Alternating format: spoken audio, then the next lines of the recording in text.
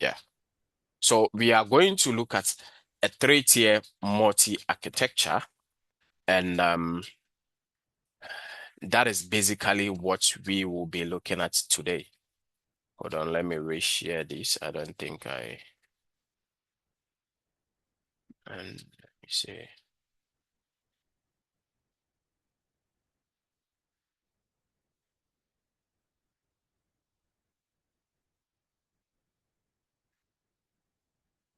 Right.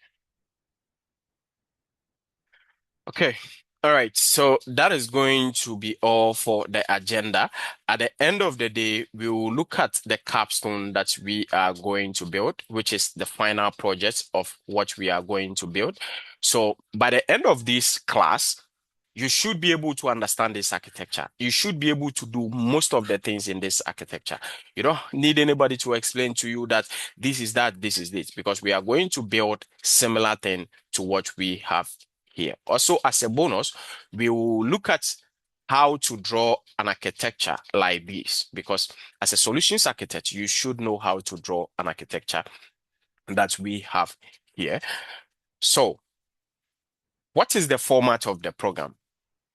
Because we are working as a solutions architect, we will start off with a business request.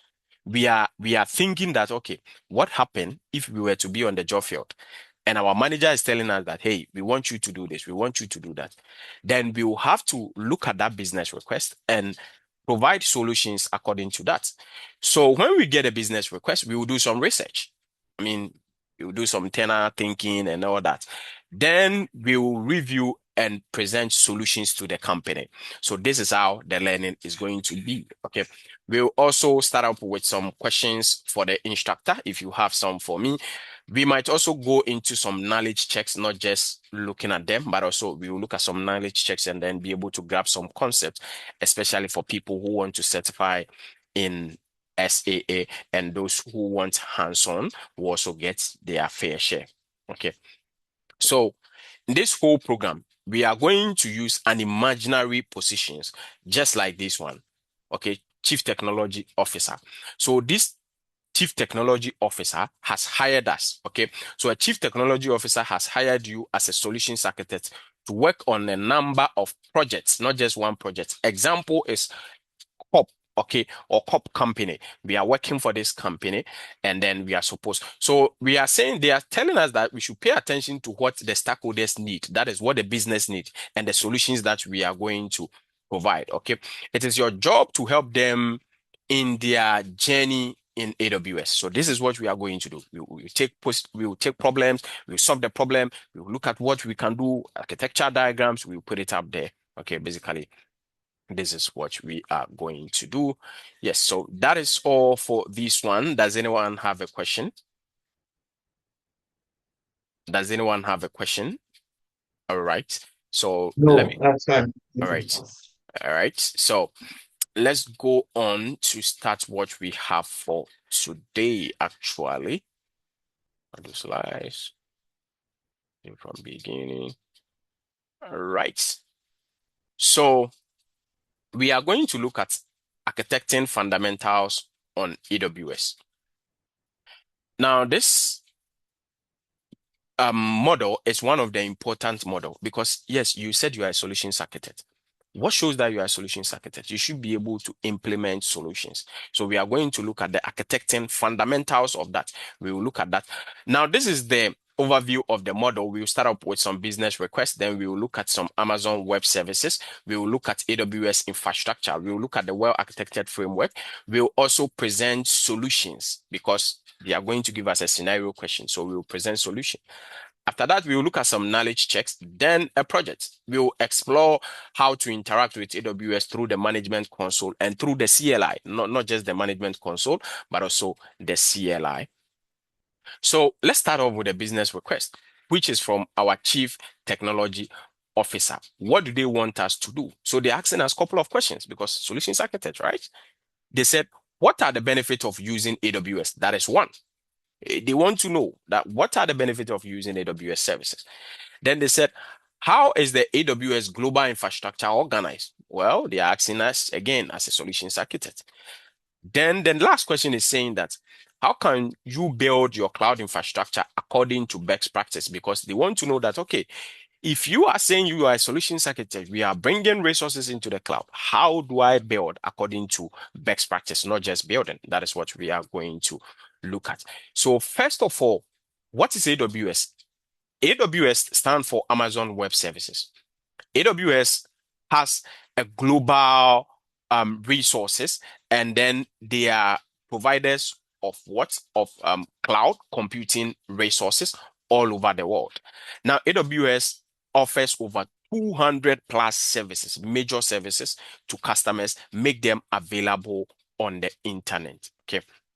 Now, they are built for pay as you go. AWS do not really let you kind of bond you to have a contract with them unless you want to. There are flexibility. So AWS can be like, okay, it's just like buying a car and then renting a car. Now, if you rent a car, the car is not tied to you. You can give it to the renter any day. But if you buy your car, it is your car. Whatever happens to the car is your car.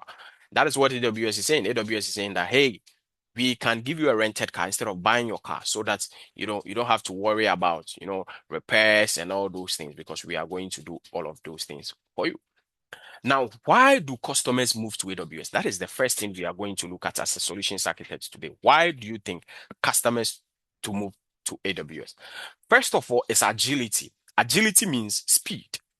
Okay. Now, because of speed, a lot of customers move to AWS because AWS, in its sense, offers speed. Now, by offering speed, it is also reducing complexity and risk. Why? Now, think of it this way. We want to build or deploy a website. Those days, we will have to buy a server, build a physical data center, put in the server, rack it, stack it, deploy it, configure it, and then put on the website. Now, because of AWS, we don't have to go through all of this. So by doing that, it has accelerated the time to market that we will deploy our solutions to the market. Because if we are a software company, we want to deploy solutions to the market. Because of AWS, now we don't have to think about the infrastructure again. Now it is increasing innovation. Why? We have a lot of time to think about, you know, bigger projects instead of thinking about, okay, so where will the infrastructure, where will our infrastructure be? No, we are not looking at that. We are rather thinking innovatively. Okay.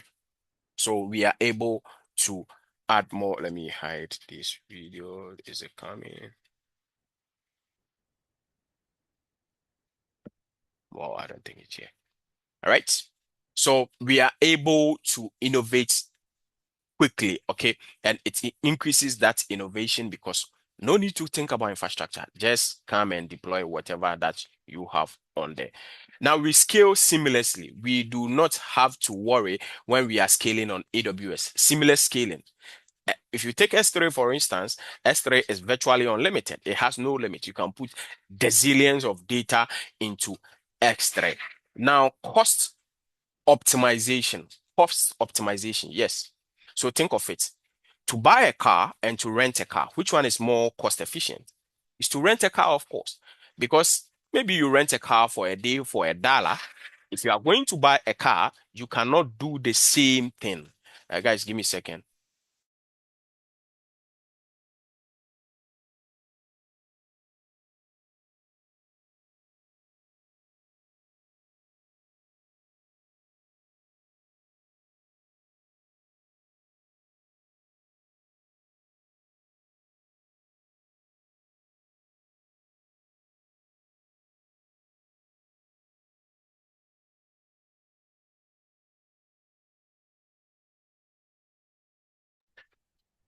Yeah, sorry. So cost optimization, we are able to optimize cost to save. Okay. Now we minimize security vulnerabilities. Yes, those days when we build a data center, we are so concerned about security. Why? Because some people will not only kind of attack you virtually or attack you technologically, they will attack you physically. And if you have a physical data center, you are supposed to take care of that. Now, the flexibility of protecting your infrastructure in the cloud is more flexible and easier than compared to on-prem, okay? And also, it is reducing management complexity for the companies. That is why most companies are also now moving on to AWS. Any question? This is the most reason why people are moving on to AWS. Any question?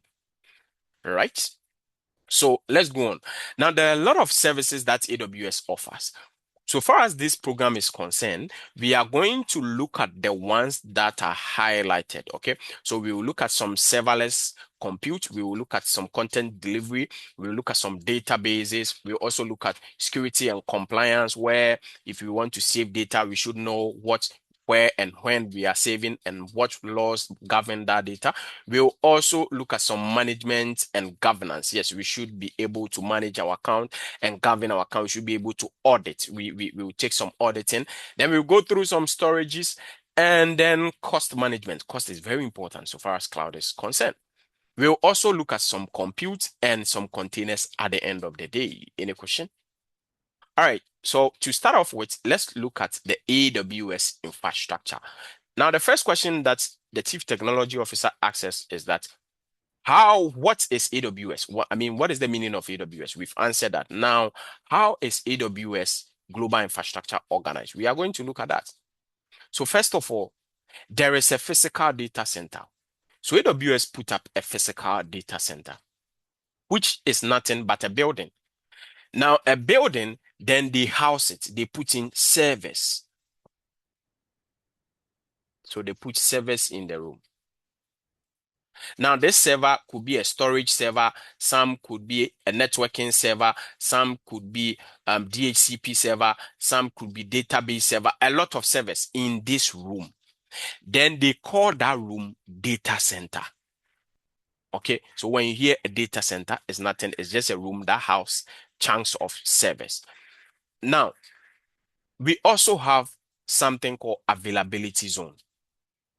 Availability zone is just a denotion, okay? So let's say we have another data center, and then we will decide that, okay, let's call this place an AZ, an availability zone. So an availability zone is a combination of two or more data centers, which has been labeled by AWS internally. They do the labeling. We don't do as the customer. So AWS does the labeling.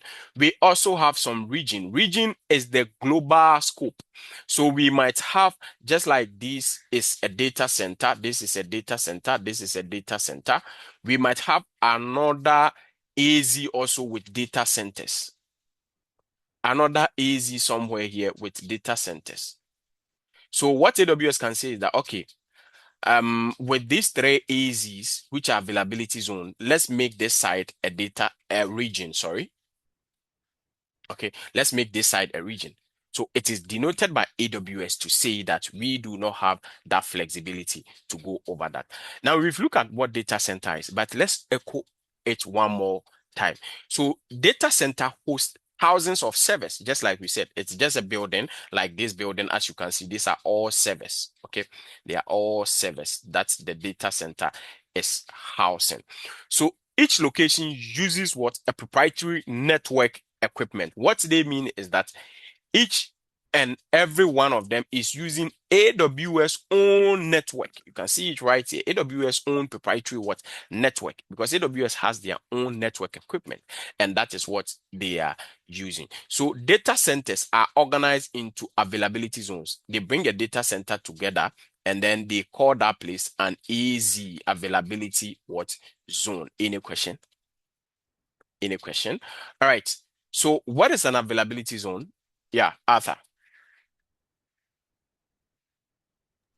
Yeah, my question is in regards to servers. You said basically data centers house so many servers. Yeah. So what are servers in this term? What do they contain? All right. So I'm going to explain what a server is to you. Okay. Now, if you go to a wedding and then you see somebody there, now, who is maybe your wife, okay? But when you went there, this time around, your wife is the one behind the food. Who is sharing the food? Now, at home, she's called what? Wife. But when you get to the event center where she has a lot of food before her, she is not only going to serve you, the man, she will also serve other people. Now, at this event center, she is called a server. Why is she a server? Because these people will come and make requests to her that, hey, I want wache, or maybe I want jollof rice, or maybe I want an ice cream. Now it is your wife that will take the food, or it is your wife that will answer to this request coming in from the people. So a server is simply a computer which has a resource and it is able to respond to a client. What do I mean by that? Let me quickly do this. I was looking for clear or let me see. I don't know why. I don't know what's happening. My pen. I honestly do not know. It's right here. Thank you. Thank God. I've seen it. All right. So when we have a computer that we put on information, now there are informations all over. Now somebody is here. They are requesting for certain information. Now this information is available on this computer. This person is called a client. Why are they called clients? Because they are making a request to another device here. And this device, because it has a data or an information that somebody can chance on, it is now called a server. Why is it called a server? Because it is able to serve who? This person. So a server is just a computer. It's not a special computer. It is just a laptop, a computer, a PC, a phone. Okay, a server can even be a phone. Now, a phone in the context that you've gone to wedding, you've taken pictures with your wife. When you got home, you do not have the pictures. You ask your wife, hey, baby, can you send me my pictures? Then your wife goes ahead. She sends you your pictures. In this context, your wife is the server. You, as the receiver of the information, you are a client.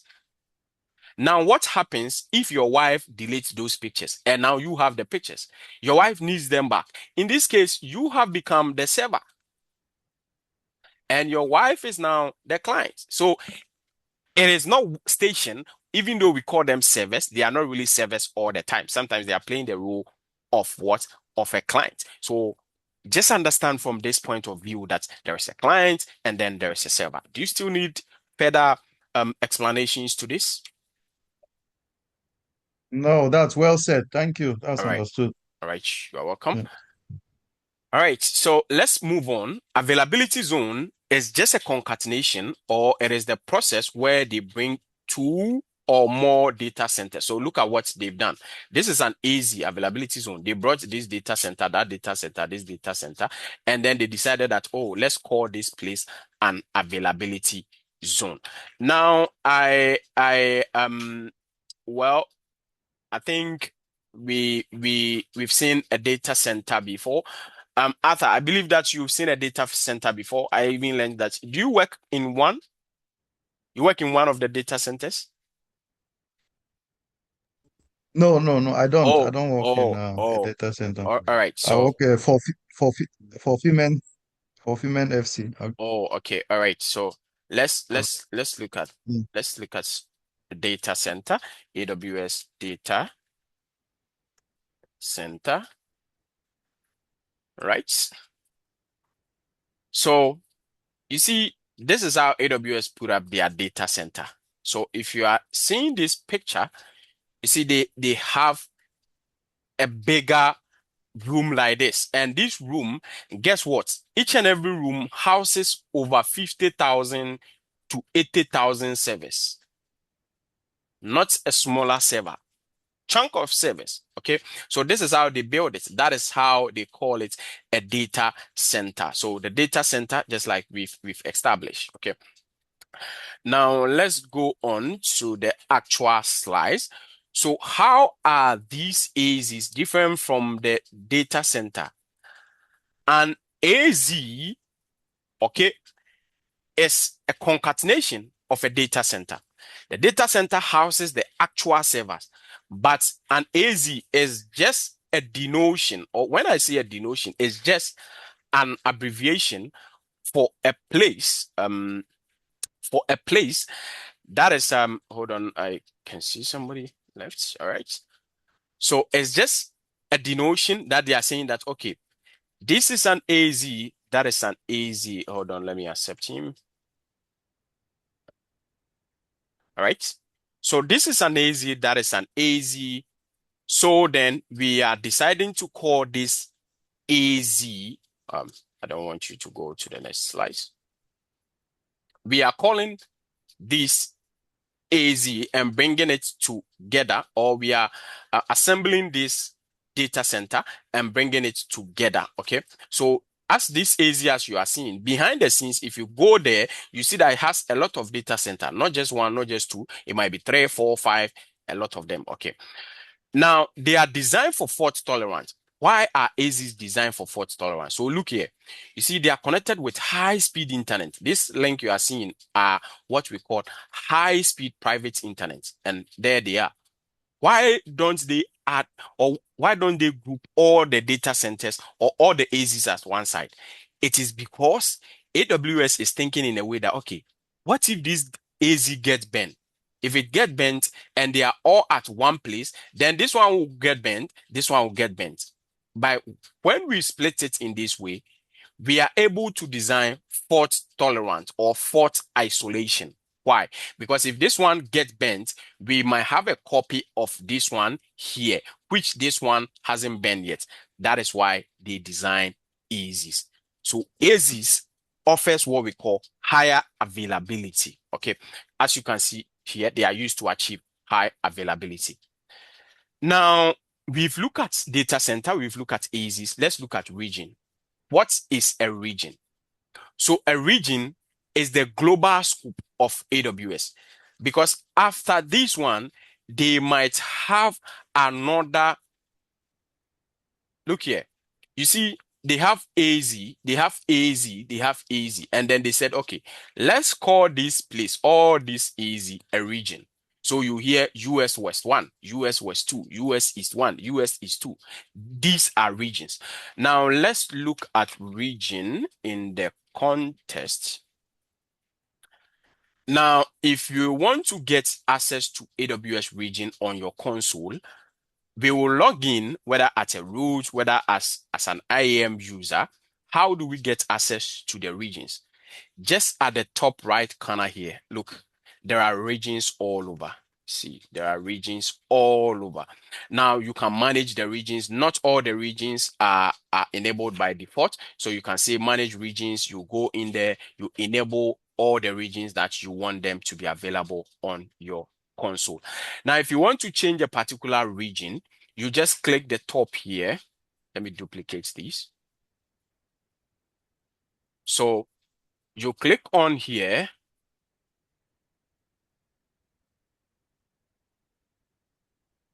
Let's say I want to change from North Virginia to Ohio. I just click on here on the region and just go to Ohio. Then I can go ahead, provision resources into this particular region without any problem. Okay. So that is how you go around regions. Now let's go on. These are all regions because they've been categorized into continental basis. So if you go to North America, these are all the regions in North America. If you go to Europe, these are all the regions in Europe. Africa has only one, which is in South Africa, Cape Town. Okay. Asia Pacific, also, this is their own. Australia and New Zealand, this is their own. Any question? Any question? No, that's fine. All right. So we are going to look at it. Now we've seen what a data center, what an AZ, what a region is.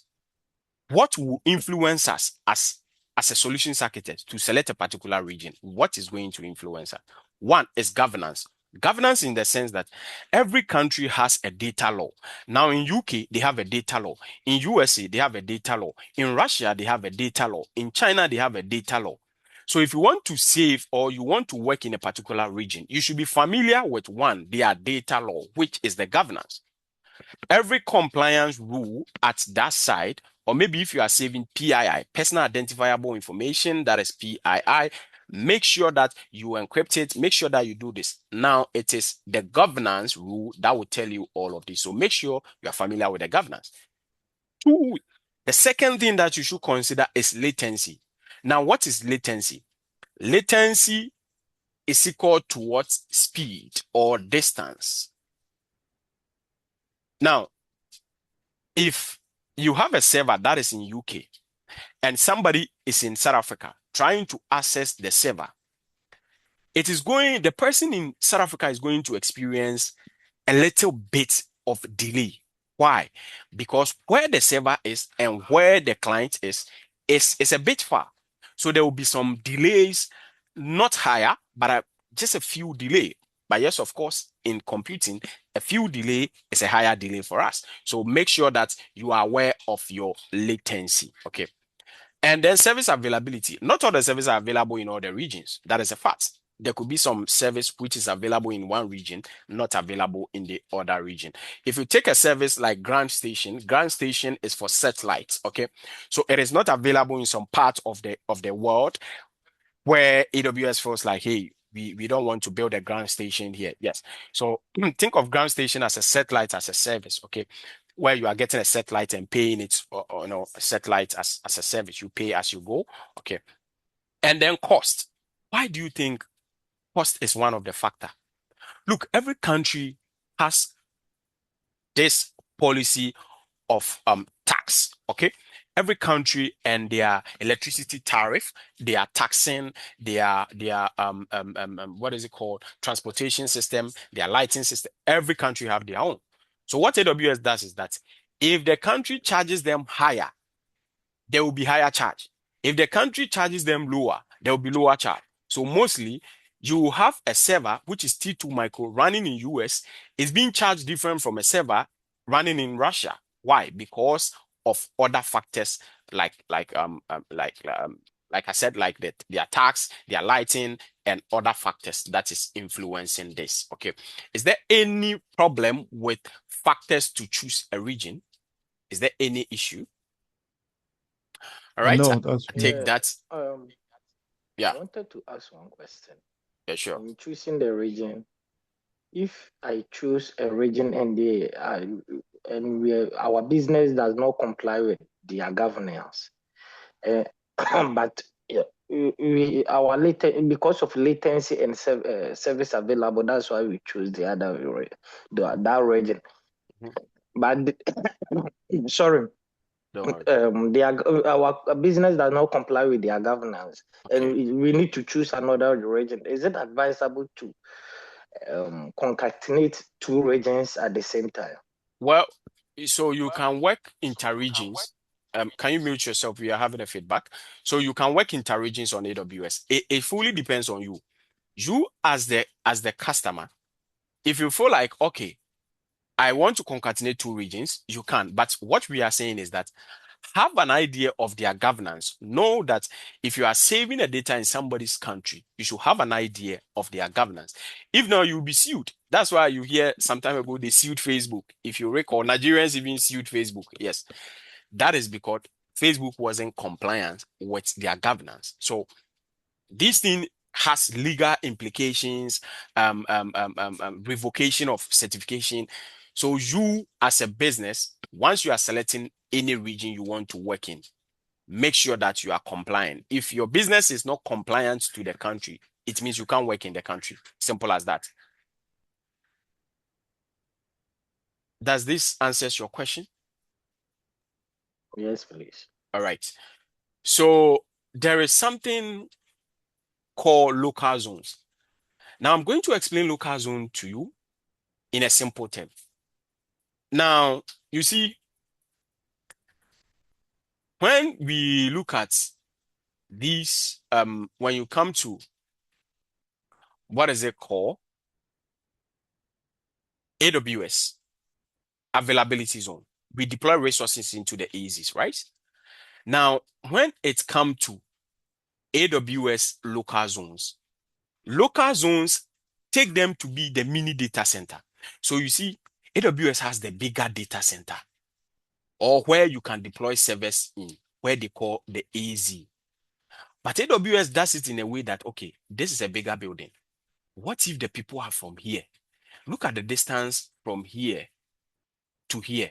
So what will I do? Let me build another small one, not just big as this one, but let me build another small one and put it here. Now, this small one that I'm going to build will also have compute. You see, it will have compute, it will have storage, it will have databases right here. Just that the AZ has a lot, way more resources than the local zone. Now, this is going to be used for people who are looking for what we call latency sensitive application, in the context that they want low latency, meaning low, what is it called? So when you hear somebody say higher latency, meaning higher delay, low latency means low delay. Okay. So when I go to a bank, I spend few seconds, like 3 seconds, then it is a low latency or a lower delay. So in this context, we've built an app. The app lives in the AZ. These people here are having a tough time because whenever there is a communication between our server and them, they are experiencing delay. So then AWS has a local zone that is closer to these people. So what we will do is, instead of deploying our resource here in the AZ, we will come and deploy the resource in the local zone. Why? Because we want faster response to these people. So look here, from here to here, and then from here to here. Which one do you think will do more best in terms of latency? It is actually here, which is what we call a local zone. So a local zone is like a mini data center with less computing. They don't have bigger servers like 80,000 servers, no. But they are used for what? For low latency applications, and they make applications closer to users. Any question? Any question? So you see, their use cases, they are used for content distribution network. You can see it right here, okay? Or entertainment creation. So people that play games online, you are playing game, the game is lagging. You don't want it. You want faster response, right? Now, real-time gaming, you can see it right here. Real-time gaming, like you are playing soccer and it's lagging. No, you don't want it. So AWS will make sure that it is deployed in your local zone so that you are able to play it faster or a lot faster. If we are doing some machine learning inferencing, okay, yeah. So it's like getting a response from machine learning. That is what we call inferencing. Then when we are doing some live video streaming, have you asked yourself, just like I'm talking to you right now, is there any latency? Yes, there is. You see, I'm moving my hand. It's taking a little bit of time before it shows at your end. By then, it's not a higher latency. Why? Because it is using local zones behind the scenes. Okay. Now, we also have augmented reality and virtual reality when we want to deploy resources like this. Okay, we can use local zone. So what does it do? They said they call it AWS infrastructure at edge. Why is it at edge? Because it's in a remote location, small place like a baby fair, but it is able still to get the job done. Okay. Now you can see it here, delivering new low latency applications. Okay, new. Now, every local zone has a mother region. Every local zone has a mother region. So every local zone is connected to a region, a bigger region. So every local zone is a son of a region. Now let's look at local zones in this context. Okay. Now let's go to AWS and let's say we are looking for what AWS EC2. So we go to EC2, we are looking for local zones. Now, by default, you realize that when we go to this place, that is when we go to settings, we click on settings, you see local zones are here. If you check here, by default, they are not enabled. Look here. You see, these are local zones, 14 of them. By default, they are not enabled. Okay. So they've all been disabled, with the exception that I have enabled some that I am using. So you see, I've enabled this one that I am using. Now we can also enable it. We can enable it and say that, okay, make this available in a region, in a particular region. So let's say we are working in what is it called? Let me get another one. So let's say server, let's say EC2.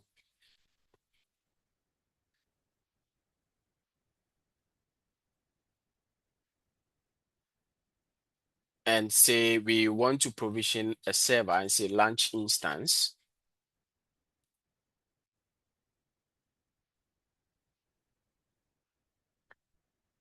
Now we are in Ohio, right? So let's see if Ohio has any local zone. So we can say that, no, I'm looking for EC2. I don't know that why it's open here. So we can say that launch instance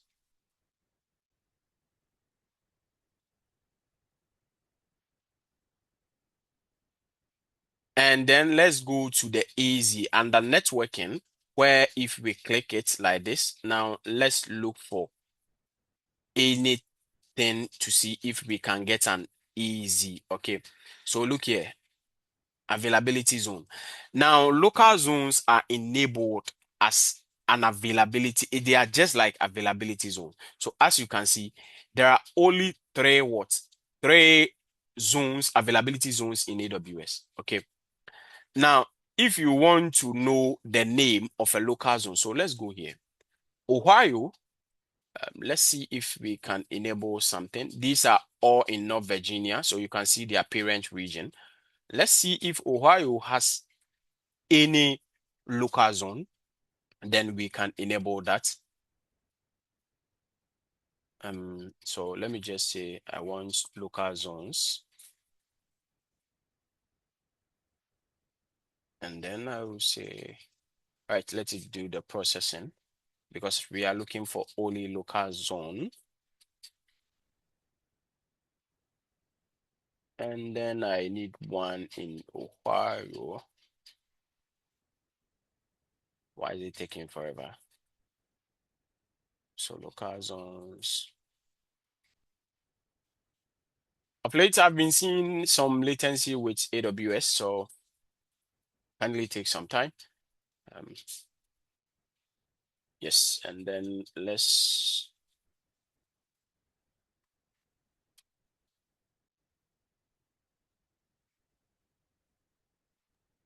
Plenty. Yeah.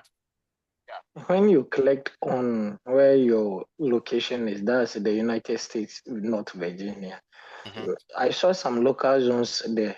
The Yes, that at is. the right You side. can see it right here. Yes. Yes. Yeah. Yeah, that is because I've enabled that side, and that is in Atlanta. You can see it right here. Okay, so I am looking for one that we can deploy in. Well, so we already have some enabled. I had wanted to enable some, so I show you. So let's say I want to change these to regions. I mean North Virginia. Well, and say I want to deploy this in North Virginia, which is already having one. So you can see Atlanta already exists in there. So let's try to provision a server. Let's leave Ohio and then go to North Virginia because we have local zones enabled in there. And then let's see. So before it can allow you to provision a server in there, you might have what? A subnet in there, because without a subnet, you know that you cannot create a server, right? So let's say edit, and then let's look at the subnet. We can even look at the subnet from this side. Okay. Now let's go to AZ availability zone. So you see there is one here, which is some scattered name 2A something something. That is because it's a local zone. Now to confirm that, come here. Come here. Look at this. This is the name. So it's right here. Now, if I disable this, if I had disable it. I enable that because if you enable it, it will take some time before it will show. So you see, I enable that side. That is why it is showing here. So if I come to availability zone, now I can deploy resources into this local zone. Okay. So I can go ahead and say, yes, I want to create these resources into this local zone and just say launch. That is all. I'll go ahead and say proceed without a key pair and say launch. That is all. We've been able to launch a resources into our local zone. Why? Because in this context, I don't know why is the launching failing. Let's try again. What is happening? Requested configuration is not supported. Please check the documentation for configuration support. Oh, hold on. I know what is happening. I know what is happening. I think yesterday I applied some service control policies. Let me try that one more time and see. Refresh. All right. Gregory, I don't know why Gregory is battling to join, but I'm trying to add him. Okay. I'm seeing joining, and it's not. All right, so let's go in there one more time. Let's say we are looking for the server. Don't know why it's delaying me. All right. So let's go for the local zone. And then I will say proceed without a key pair. I'll say launch an instance. Literally, it wasn't supposed to throw us an error. Don't know what's happening. Creating a security group launch initiation field. I honestly do not know why it's throwing us an error. You said it should be in a specific subnet. You didn't Yes, choose the so subnet. I'm coming. We are using the default subnet. I don't want to go to subnet at the moment. I'm coming. The EC2 launch configuration contains a combination of parameters. It does not support such as incompatible instance type. Oh, AMI and zone pairing. Oh, so there are certain AMIs that do not work in a specific zone. That is what they are trying to say. So let me say edit, and then let me say Ubuntu. Say confirm changes. Has he been able to join now? Oh, he's still not on here. All right, let me say confirm changes, and then let me choose any of the AMI. Let me choose the free tier eligible. Say confirm. All right, and then let's go to the local zone one more time. Well, if it doesn't work, it is giving me error again. I'm going to leave it. It might come from AWS side, yes, and on my side. So it was supposed to work. Literally, it had to work because it's an AZ. The AZ should not be restricting the AMI, which is not done anywhere. It could be an issue that is coming from AWS side. So I'm going to leave it for some time. We will try to then change the region again. Let me see if we can use any other region. Let me see if Ohio is going to work.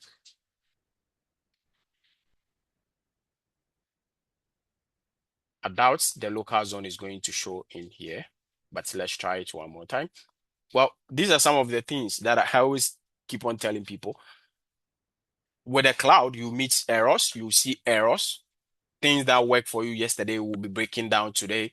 So you just have to have way of, troubleshooting and getting to solve problem each and every day in the cloud. All right, let's see if the AZ is available. As you can see, AZs are not available on here because it is not everywhere that we have the local zone.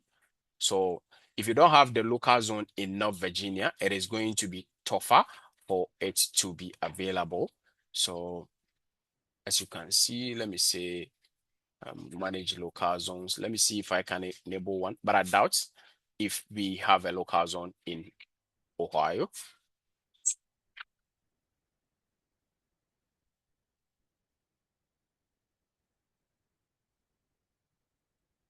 Right.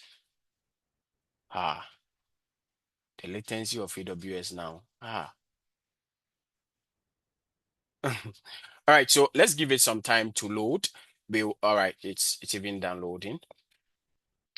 So as you can see, I want a region that is in Ohio. Let's see if we will get a bigger region. So let's look at parent region. Just check here. If we see Ohio, we will enable it. This is in North Virginia. This is also in North Virginia. All right, North Virginia, Oregon. I doubt Ohio has a local zone. So let's leave one of these, or let's come back to one of them later. We will try to deploy one in, what is it called, in North Virginia. For time's sake, we will go on with the slides. I don't know why it was failing the deployment, but that could come from AWS, as AWS has been having some issues of late. I don't know what's happening. All right, so that is a local zone. Understand that you can deploy resources in there, just like your databases. You can deploy databases, storage, and other things in that particular AZs. Now, edge location. What is edge location? People often mistaking edge location, global accelerator, and then local zone as one thing. No, they are not one. They do different things. Now, think of it this way. We are a company. We are running in, let's say, this place. And then whenever someone make a request here, it has to go all the way to hit these people. By then, the traveling, the distance, the sea, the in and out is becoming enormous, okay? So what will we say? We will say that, oh, okay, if that is the case, then let's get what we call edge locations or CloudFront, okay? Now, behind the scenes, CloudFront uses edge location. So what the edge location does is that if this is the server, this is the original server, and somebody make a request at this side, the edge location will cache the content. So let's say an image was requested from here. It will first ask the edge location, and somebody standing here is making a request. It will first ask the edge location, hey, I'm trying to get an image of, let's say, Arthur. Do you have it? No, I don't have it. Then edge location will be like, okay, I don't have it. Hold on just a minute. It will make the request to the original server.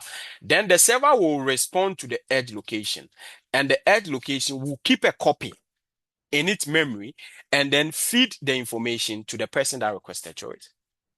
Now, the uniqueness of edge locations is that the next time another person's closer to this same edge location make a request to the same file, the same data, then in this context, it will not go back to the original server again. What will it do? It will feed it directly from this side. So it will tell you, oh, do you have image of Arthur? Oh yeah, I have it. I have it in my memory. It will give it to you. So that is what we call edge location. It does that by reducing latency. Latency, as I said, latency is the distance, okay, is the delay between the server and the client. Any question?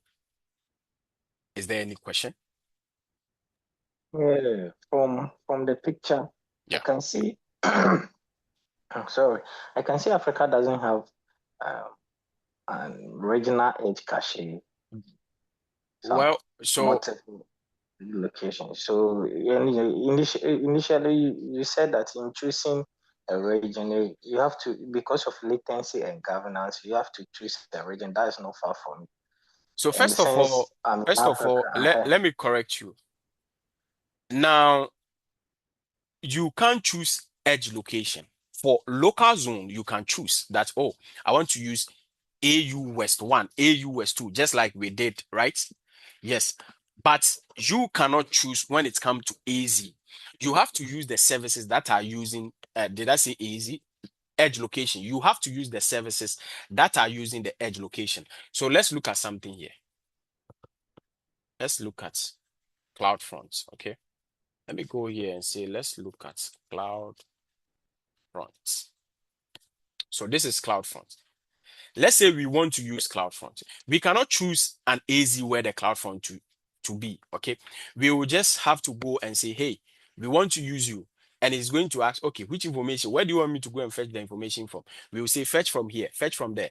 Okay, so let's create a distribution. I'll say I want to create a distribution.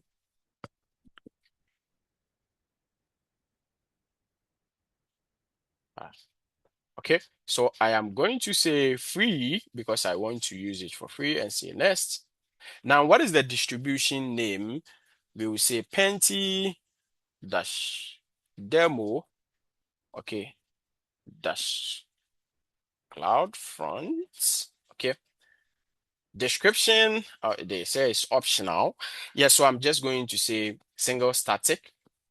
And then if you have a domain here, you can apply the domain directly from here, but it's also optional, so I'm going to say next. Okay, so they're asking that what is the origin? Where do I want to pull this information from? I am going to say I want it to pull from S3. So you can see I can browse my S3 and say I want you to pull from, let's say, officialpenti.com and say choose this. So look at what is happening carefully. Now, it is not giving us a region or even an AZ that we should deploy it. It's just say use me. Wherever they want to cache to it, it doesn't concern you. Okay. So that is one of the things that you should know. We will say next. What again? Next. So look here. Create a distribution. That is all. We've created a distribution. And CloudFront is going to take our buckets, make sure that if somebody requests for a server in or a data in the bucket, it's going to disperse it to its own edge locations. Now, regional edge caches are edge locations. But what happens is that if the data stays in the edge location for like 2-3 months and it is not accessed, then it will move to the regional edge cache for another 6 months. If it's not accessed, then they will delete it from the memory. Why? Because they want to save more frequently used data. They don't want to be saving data that people are not listening to. Now, if you take, for instance, a movie that was acting in, was acted in 1882, people will hardly watch that movie today. But people are watching, what is it called? Polygamy or what? There was one movie trending in Ghana. Yeah. Is it Polygamous or something? Okay, polygamy or something. It is trending. People are watching. So in this case, AWS will catch this movie, put it in the edge location. Why? Because people are watching. And then the 1882 something, they'll put it somewhere where people are not really accessing. So if you try accessing, then they give it to you from the edge location or regional edge caches. Okay, so it is not by force that they should have some in Africa. It depends on how they are deploying or how they are designing their system. So if you look here, Africa does not have, yeah, but we have some edge caches all over. Any question? Let me remind you that it is because of this, that is why your YouTube is fast. Okay. And even with that, if you go to the US and the rest, their YouTube is more faster than what you are using in Ghana here. Okay. So sometimes, hold on, somebody too is on the waiting.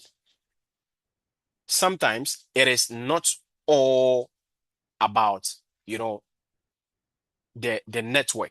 It has also got to do with the huge latency because there is no edge location at where you are. So these are two different things. Edge location, you just choose a service that use edge location. Then when it comes to local zone, you can carry an entire infrastructure, deploy it in the local zone. So these are two different things. I guess the explanations are clear. Yeah. All right. Okay, so is there any question again about edge location? Is there any questions about edge location? All right, so let's. Oh, that's fine. All right. So let's look at real life demonstration. This is what we built. Okay, this is what we just built. But let's look at it again. Now we have an S3 bucket. Look at what is happening. A user is right here who made a request, which is existing in this bucket somewhere here. What did edge location do? It will first check its memory to see, hey, do I have the copy that this customer wants? If I don't have the copy, let me go back to the origin. So this is what they call the origin, where it fetches the information from the origin. And then it will ask, hey, somebody is trying to get this data. Do you have it? If the origin has it, it gives it to the edge location. Then the edge location comes back to serve the customer. By then, uniquely, it keep a copy in its memory. In this context, if another person existing somewhere here make a request again, it will not go back to this one. It will not. Why? Because it has a copy in its memory. So if this person make a request, it will give it back to the person. Now, you have been experiencing a lot of this most of the time. You might just know that, oh, you were using Edge. Let me give you an example. You see, sometimes when you are using YouTube, now you go to YouTube and you see that, oh, you were playing music today, it will be playing faster, faster, faster. Now, the same music, if you go back, come back later, even if you don't have internet connection, sometimes it plays for a certain number of times before it stops. Before I experienced this before, okay? That is because this movie has been cached in the memory of your local laptop. So even your local laptop is also practicing the edge location sum. They also do caching. Okay. So caching is very, very important. Now, in the context of the exams, when maybe you try to certify for SAA, when it comes to edge location, you hear caching services, low latency, content delivery. Please get to know that they are talking about edge location. Now let's look at side by side edge location and then local zone. Local zone is for low sensitive what application or low latency application. Did I say low sensitive? Low latency application. We can do some local data processing at the local zone. Why? Because it has compute. Now, when it comes to the edge, we can't do local processing. Why? Because it is not a compute. It is just a caching. But when it comes to local zone, it does some processing and all of that. Now, consistent AWS experience, consistent in the manner that AWS deploy resources at that level, and it makes sure that it is highly consistent there. Okay. Now, when it comes to this one, the origin may change. Yes. So when the origin changes, it will affect the delivery, the endpoint. Okay. Just like we created we created a CloudFront right now. Okay. Now, if we take this CloudFront distribution and then we go ahead and be like, okay, let's rebase this to another customer. By then, their origin, which used to be a picture of Arthur, now we want to make it a picture of Penty. We can go ahead. Okay, so we can do that and then go ahead. So when it comes to this, it does only caching of data. It is fast for the delivery of what it is fast for the delivery of content, and it increases or it gives better user experience, because when you get information faster, you gain a better user experience. Any question?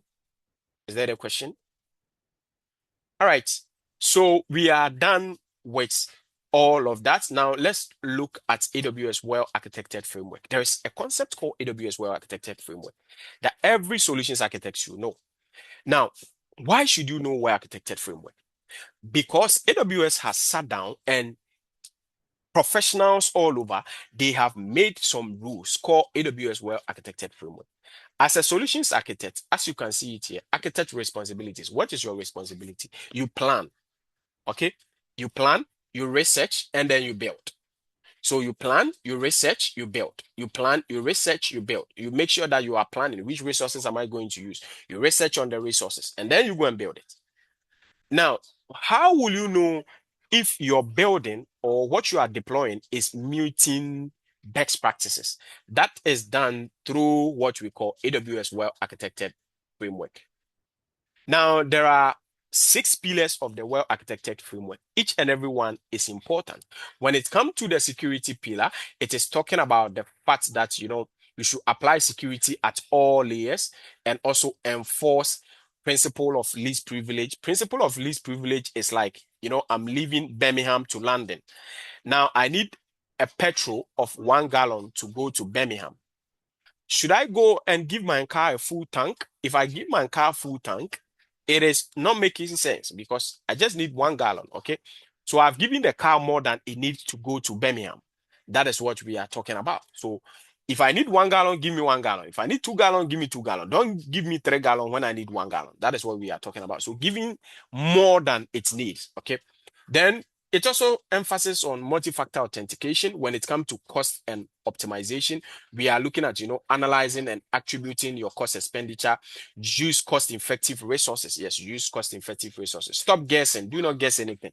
Make sure that you are running estimation. Do not guess that, okay, how much will I be paying? You can even use cost estimator to do all of these things. Then there are all over. I mean, there are others like reliability, performance, efficiency, operational excellence, and sustainability. Now, the question comes again. How do we remember all of this? Will you be able to chew all of this into your head? No. This is where a tool called AWS Well-Architected Framework tools comes in. So let's look at the tool and let's look at what it does.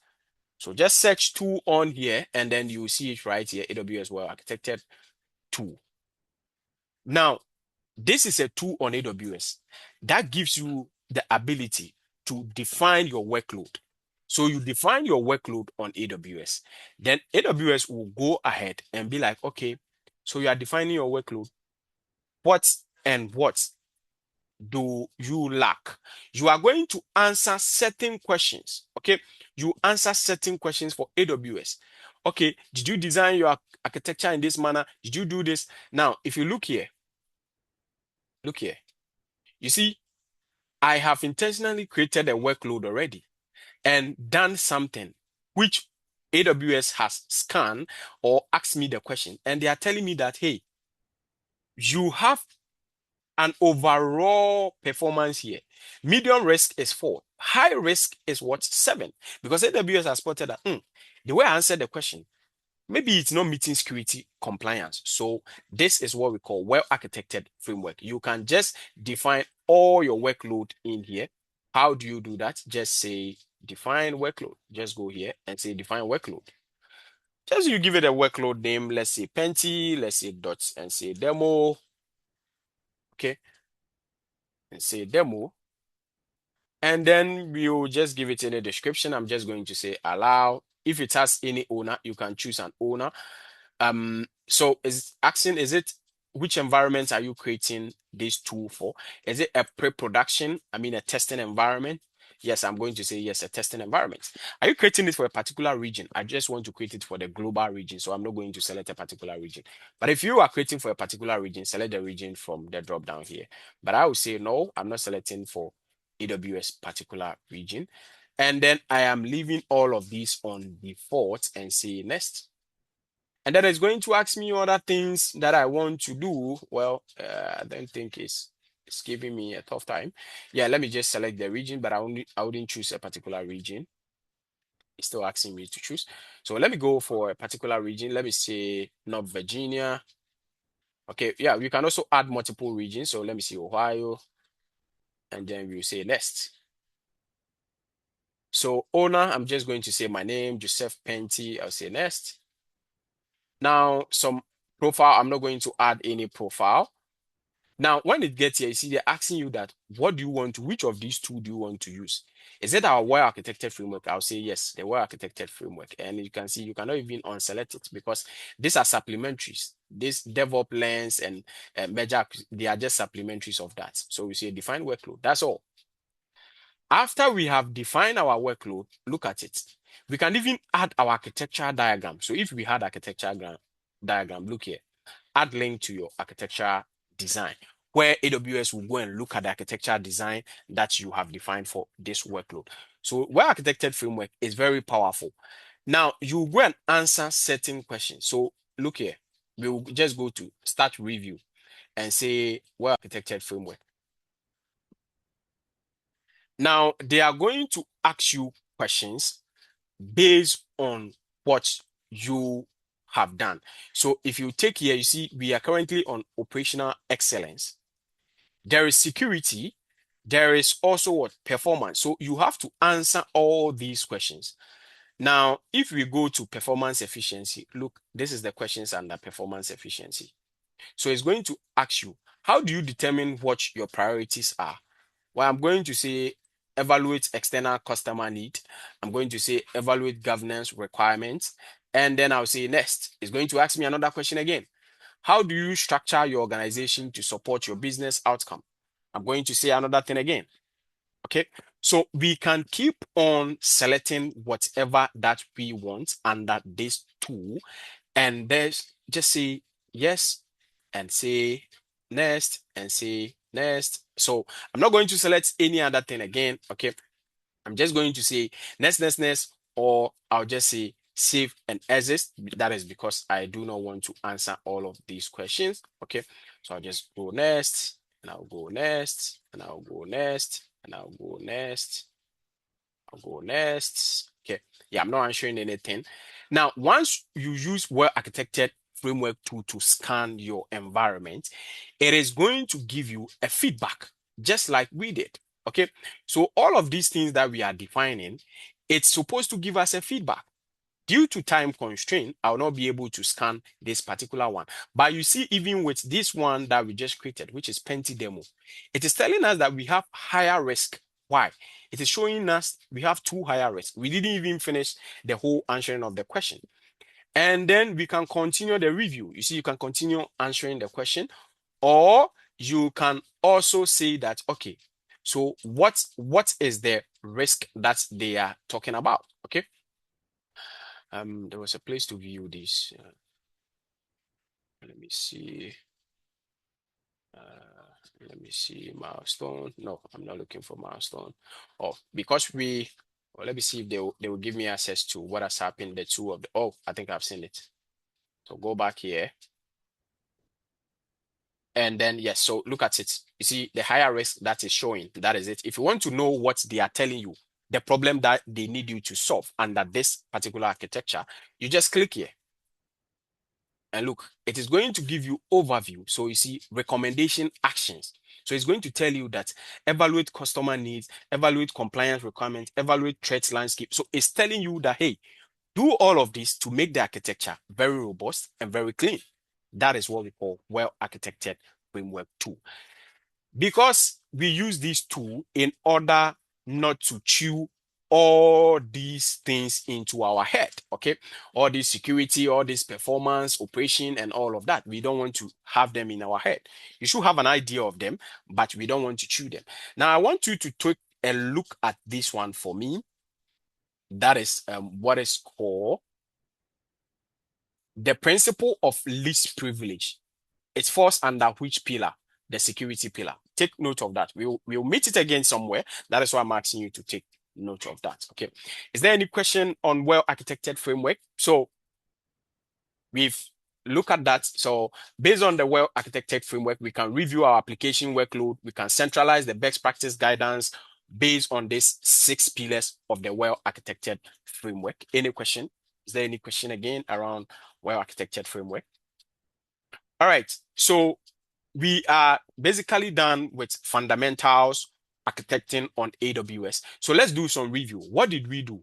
We first started with a business scenario from a chief technology officer. Okay. And the question they were asking us as a solutions architect is that, what are the benefits of using AWS? Well, AWS is offered on a pay-as-you-go pricing. Okay. So we do not have to stick in, or we do not have to dedicate to pay any outright amount. We use pay-as-you-go services on AWS. And then again, they ask us another question. How is AWS Global Infrastructure organized? We've looked at that. We've looked at data center. We've looked at availability zones. Well, those of you that weren't here from the start, I can make the video available for you. So we've looked at availability zones and all of that, and how the global infrastructure is structured. Okay. So the best thing too is that, how can you build your cloud infrastructure according to best practice? By using the AWS well-architected framework. The tool is available. Well, people usually use the tool. Others also like to do it the hard way. They go and read a lot of documentation. They answer according to that. But however, if you are as a starter, you can use the AWS well-architected framework tool. Any question? Is there any question so far? All right. So what did we do? We look at what AWS is. We also look at the AWS Global Infrastructure. We also look at well-architected framework. Next, we are going to look at some knowledge checks. Then we will iteratively also go over the services that we've done through hands-on practice. Now, let's look at some knowledge check just to reinforce what we have learned. So, which item is the best example of one responsibility of AWS architecture? I mean, well architect. Did I say well architect? AWS architect, okay, as a solutions architect. What is your responsibility? We've looked at that already. So, what do you think is the correct answer here?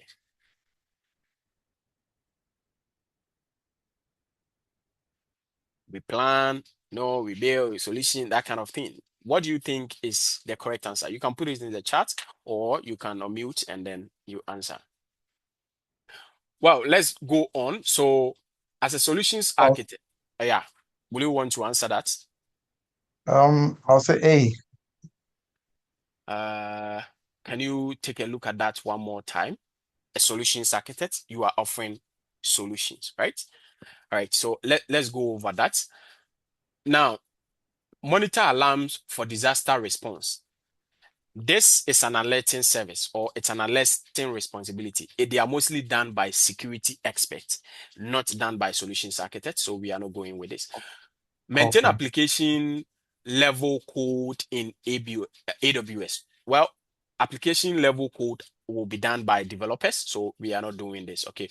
Manage access to group of AWS accounts. These are also done by people that we will select them as maybe our IAM expert or something like that. So we do not do this, even though they are part of our responsibility. But the main major one is what we analyze solutions.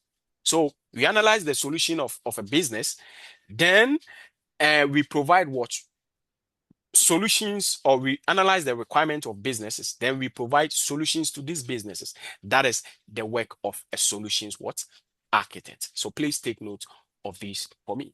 Any question? Okay. All right. So you can see this is the correct answer as I've highlighted it right here. Now, which item is a cluster of data center within a geographic location with low latency network connectivity? We look at a what? A service, okay? And then they are connected with low latency, with high also private internet connection. And then we look at it. Well, what is the correct answer here? Yeah, I'm seeing D flying in there. I'm seeing D. Wow. It's a A for me. All right. I don't know why somebody is saying D. Somebody says C. All right. So D is an outpost. What is an outpost? Now, an outpost is a service or a server. Instead of AWS offering the service to you through the internet, they bring it to your on-prem. So if you live in Germany, they will bring it there physically. You see it in your on-prem. If you live in UK, they will bring it in UK. If you live in US, they will bring it in US. You see it physically with your naked eyes, where they bring the rack and the stack in your home or in your data center. So outpost is out of this box. Okay. Now, edge location is also for content distribution and reducing latency of application and thereby enhancing user experience. Region is the geographical identification of the AWS marks. Okay, so AWS do their whole marking on their own. It is the overall bigger side that contains the AZs. Now, availability zones is connected with what? High speed internet or low latency network connectivity. Now let's revisit this quickly. Let's revisit this. So look at this. This is an AZ. This is an AZ. This is an AZ. You see, they are connected with high speed internet. So this is what they were asking you. So please take note that they are talking about your availability zone. Any question? Any question? Any question? All right. So the next question: what factors must be considered when picking a region? Yeah, we have some 4, 5 factors that we should look at when we want to select a particular region. So what is the correct answer to this question? A and C. A and A. C. All right. Because they're asking us to select two. Yeah, go on. Is there any other person? So A and C. All right. Any other person? Okay. Yeah. Local data regulations. That is true because you should have the compliance and other regulatory what bodies. You should have an idea before you go ahead and save a data there. And then operating system requirements. Well, so this is an OS issue. It has got nothing to do with, selectivity of a region. And then C is also latency. Yeah, you should check the distance between where your customer base are and then where you are selecting as a region. Okay, so this is the correct answer, which can be seen on here, which is A and C. Now, let's look at another question. What is the primary benefit of deploying application into multiple availability zone? It is going to create something. It calls something HA. Let me give you an idea. HA. When you deploy, like when you are available, okay, it is C. When you are available, we say, oh, you are available. But had it been you have a twin brother, okay, and even when you are not around, your twin brother is there. We can say, oh, you people are highly available. Why? Because even if one is not there, one is there. Okay.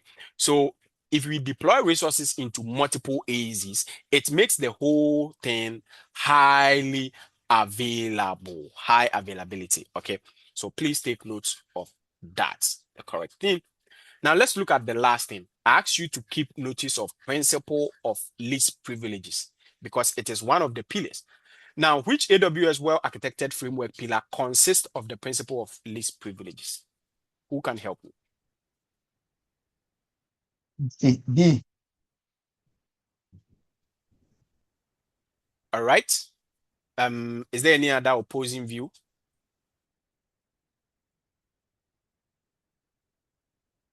Is there any other opposing views?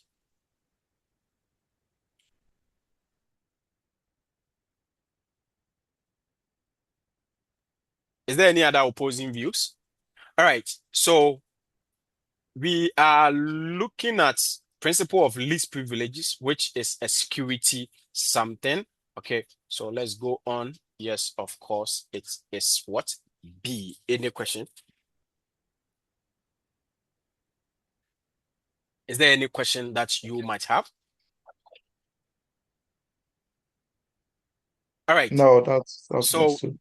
let's go on to build our first project. What are we going to do? We are going to interact with the management console. We'll go ahead and create a bucket, and then we'll do the same thing using the CLI. But before we will do that, I'll show you what you need to interact with the CLI. Any question? Is there any question? All right. So let's go on. Now, we want to create an S3 bucket. What you should know is that if you want to search for services on AWS, it is simple. How is this simple? Now, once you are logged in like this, please know that, give me a few seconds. Hold on just a few seconds.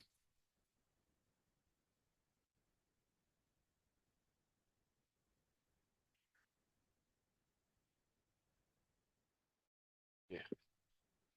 All right. So how do you change your region? We've looked at all of this, but then for the sake of those who join late, let's look at this one more time. So you just click on the region right here, okay? And then you can go ahead. How do you change the region? Just select the region you want to work in. That is all. Now, also know that you can also go with some default region. How do you select a default region? So click on this settings sign here, okay? And then go to all user settings.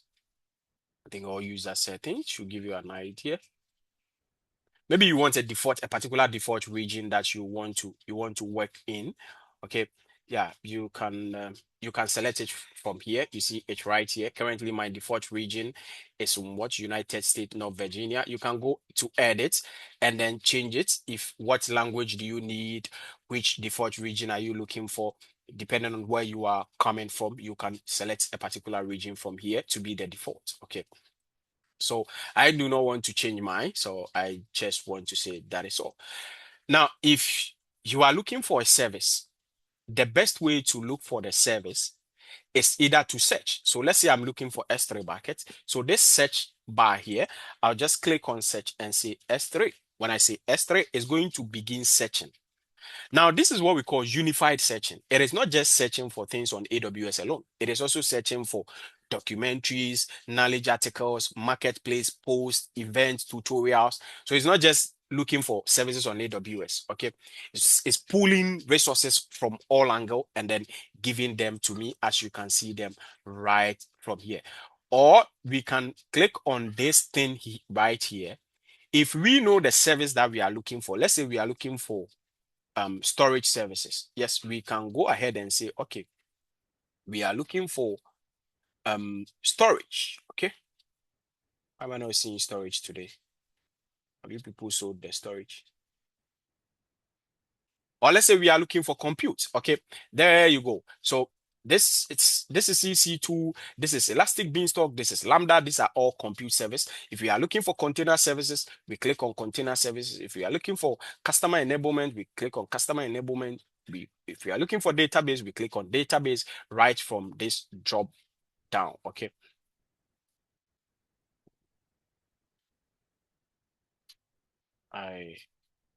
Yeah, storage is right here. So storage is right here. Okay. If we are looking for anything storage, the last one, I think they've sent storage to the last part. Okay.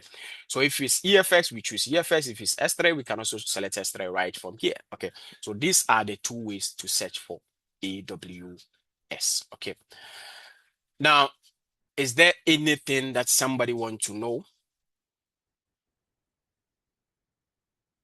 Also, we are going to look at how we can create an S3 bucket using the console and the CLI.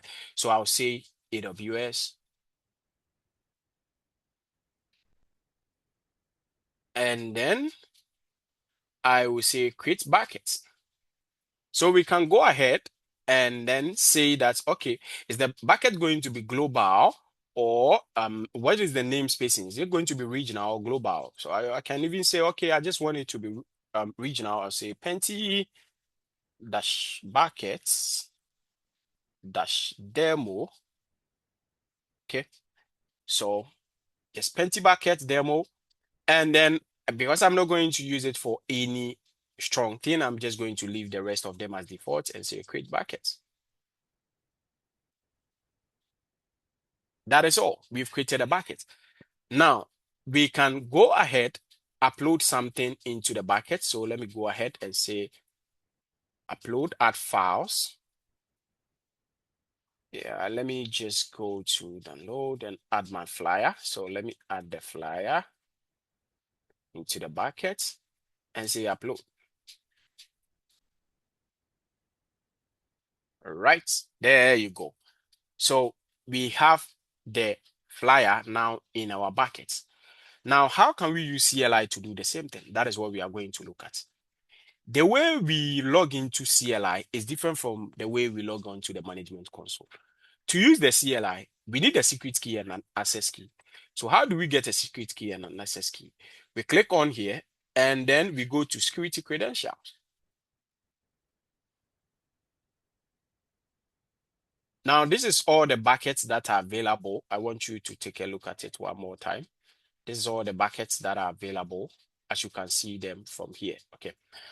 So we are going to say security credentials and say, okay, we want to create an access key and secret key. I'll say create access key and secret key. I'll say, yes, I understand, and say create. There you go.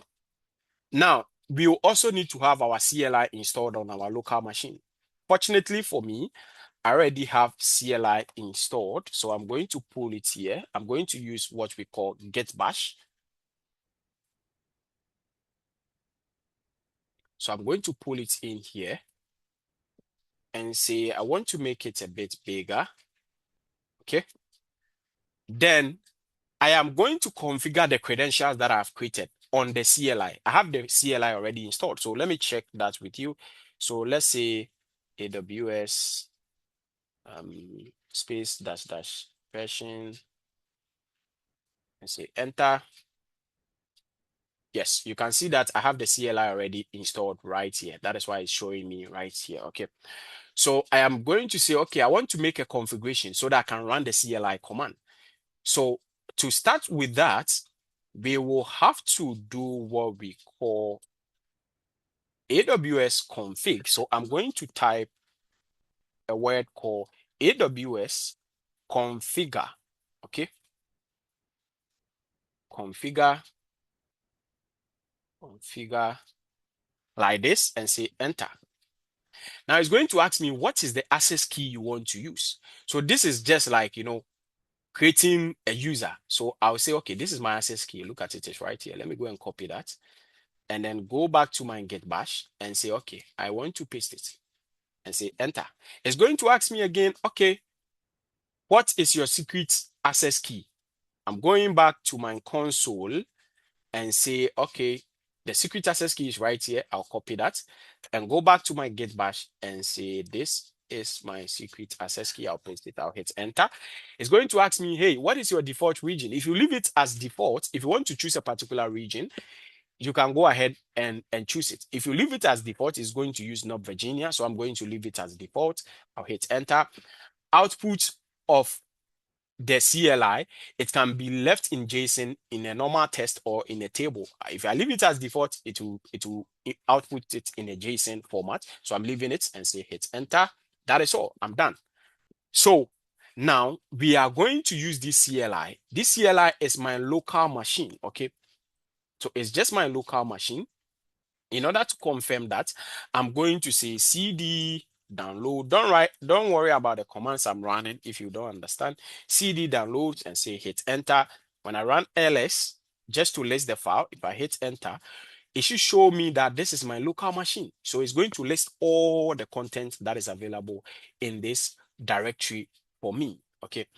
Then after that, I'll show you it's delaying because I have a lot of things in my directory. Okay, in my downloads folder. I don't know which one with me. So yeah, there you go. So you can see it has listed all the things I have here. Okay, that's listed all the things. You saw something like my flyer, SE, and the rest. They are all here. You see a lot of things in my download folder. This is my local download. Okay, so as you can see, I have all of this. Now, because I have configured AWS or my CLI, we are going to create a bucket using the CLI. So I'm going to type a command called clear to clear my screen.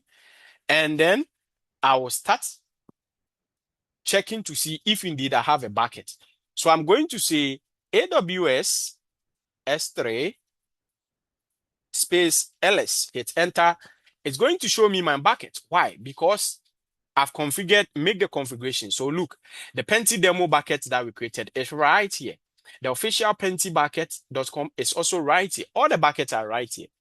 So let's create another one and add it to it and also try to SSH or try to add a file into that bucket. Okay. So to do that, let's say AWS S3 MB for make bucket. Do not worry about the commands. You can always learn them later on. Okay. So and say exclamation and say /. Now, what should be the name of the bucket? Let me say Arthur. Okay. Let me say Arthur and say Arthur buckets. All right. So let me say Arthur buckets. Now, if I want it to be in a particular region, so I am going to add the region. I'm going to append it to the region and I'm going to say space and I'll type region. That's okay. Create this bucket in the region. Now, to give the region, I have to give space and then to this and say region and space. I want to put it in US East -1. So I'm saying, okay, I'm creating a bucket called Arthur bucket. Put it in US East 1 for me. Okay. And then I'll hit enter. Let's see. All right. What is it? What is happening? Different name. All right, the bucket already exists. Yes, that is because Arthur bucket already exists. So they are telling us that we should use a different namespace. So I'm going back to the command and say, okay, I want to just add something. Arthur, do you have a bucket called Arthur bucket? Or maybe another person created that. I'm just going to add a random number to the bucket and say hit enter. Okay. All right, there you go. The bucket has been created. So let's say AWS S3 and say ls. Hit enter. Now let's see. Do we have Arthur bucket here? It's right here. Arthur bucket 456. It's right here. Now let's go into that bucket, or let's copy something and put it into that bucket. But in order to copy that thing, let me go back. Let me CD and say back and go back, because I want to go to my desktop. I want to say CD desktop. Don't worry about this command if you don't understand. Okay, hit enter. I'm going to my desktop. I'll say ls. I want to see. I have a file. I do not really know where the file is, but let me go and check. Let me confirm my screen and say right and say okay, my desktop. Let me see SA. Right. Let me see desktop. I needed an image that is more simple. Okay. Well, we could have even copied what was available in our downloads folder, which was the flyer that we have named SAA flyer. Okay, AWS SAA flyer. So we could have copied that, or maybe I can just make a copy like this, copy, and say desktop, and say SAA. Yes, so CD AWS SAA, and say I want to paste it right here. And then let me just rename it into something else so it doesn't conflict with what I'm having. I don't have to delete it. Let me just say AWS flyer. Right. So I have it here now. Now let's visit this back, and we have it. We are going to CD. Okay, CD means I'm going into that directory. Let me make this a little bit. And let me rather clear my screen. I'll say clear. Right. And then I'll say, okay, I want to CD into, because it has AWS SAA, because it has two words, I'm putting it into a quote and say enter. Now I'm in AWS SAA. When I run LX, we should see the files in there. Okay, LX, we should have flyer. Okay, flyer is right here. Now, what am I trying to do? I'm trying to copy the flyer into the bucket. Okay, so let's copy the flyer into the bucket. Now, I'm going to say AWS S3 and say CP for copy, and say, what are we going to copy? What is the name of our file? So it was called AWS flyer. Okay. Yeah, it was called AWS flyer. And then I will say, okay, S3 again, and say // and then we give it the name of the bucket. And the name of the bucket was called Arthur dash buckets 456, if we are correct. Make this bigger. Okay. Yeah, Arthur buckets. 1, 2, 3, I think 4, 5, 6. That should be it. And then let's hit enter. Let's see. A path does not exist. Which path were we defining? User path flyer, AWS flyer. What was the name? Yeah, that was the name we gave it, right? You didn't add the .png. Oh, Yeah, but I don't think that should be an issue. It's supposed to be able to copy without the .png. That should not be the problem. Let me see, png, right, and say hit enter.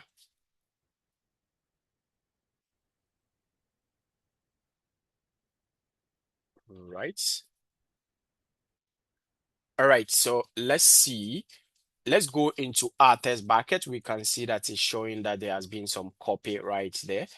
So let's refresh this and go into our test bucket.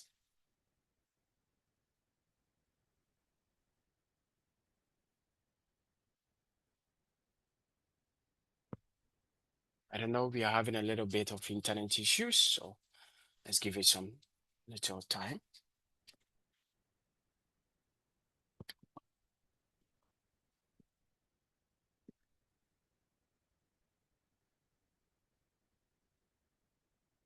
All right, there you go. We have the AWS flyer.png in the bucket now. So this is how you can use the management console, and this is how you can use the CLI. My advice to you people is that since you are now learning the cloud, get familiar with the console first, but then again also be practicing some of the CLI commands. As time goes on, you have your own way and you become a master of the to any question. Well, I want to give you some brief break, about 10 to 15 minutes or maybe maximum 20-minute break. Then we'll continue the rest of the class. Because we are running 4 hours, we are just 2 hours. How many hours have we done so far? We've done 2 hours, just exact two now. All right, so we'll go for about 20-minute break. Then we'll do the rest of the hours. We will factor it into our own hours. Is there any question for me? Is there anything you want to know? All right, so let's go for about 20-minute break and then we'll meet again later. Get up, stretch. Okay. When we come back, yeah, Arthur, do you want to ask me a question? No, just want to say thank you. No, that's fine. Oh, 20 oh, minutes. Yeah. all right.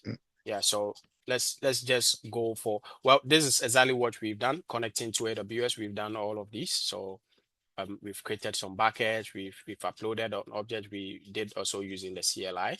So that is all for this one. We will come and look at security today. So please make sure that you, in the 20 minutes, you come to class and then we will continue from where we left off.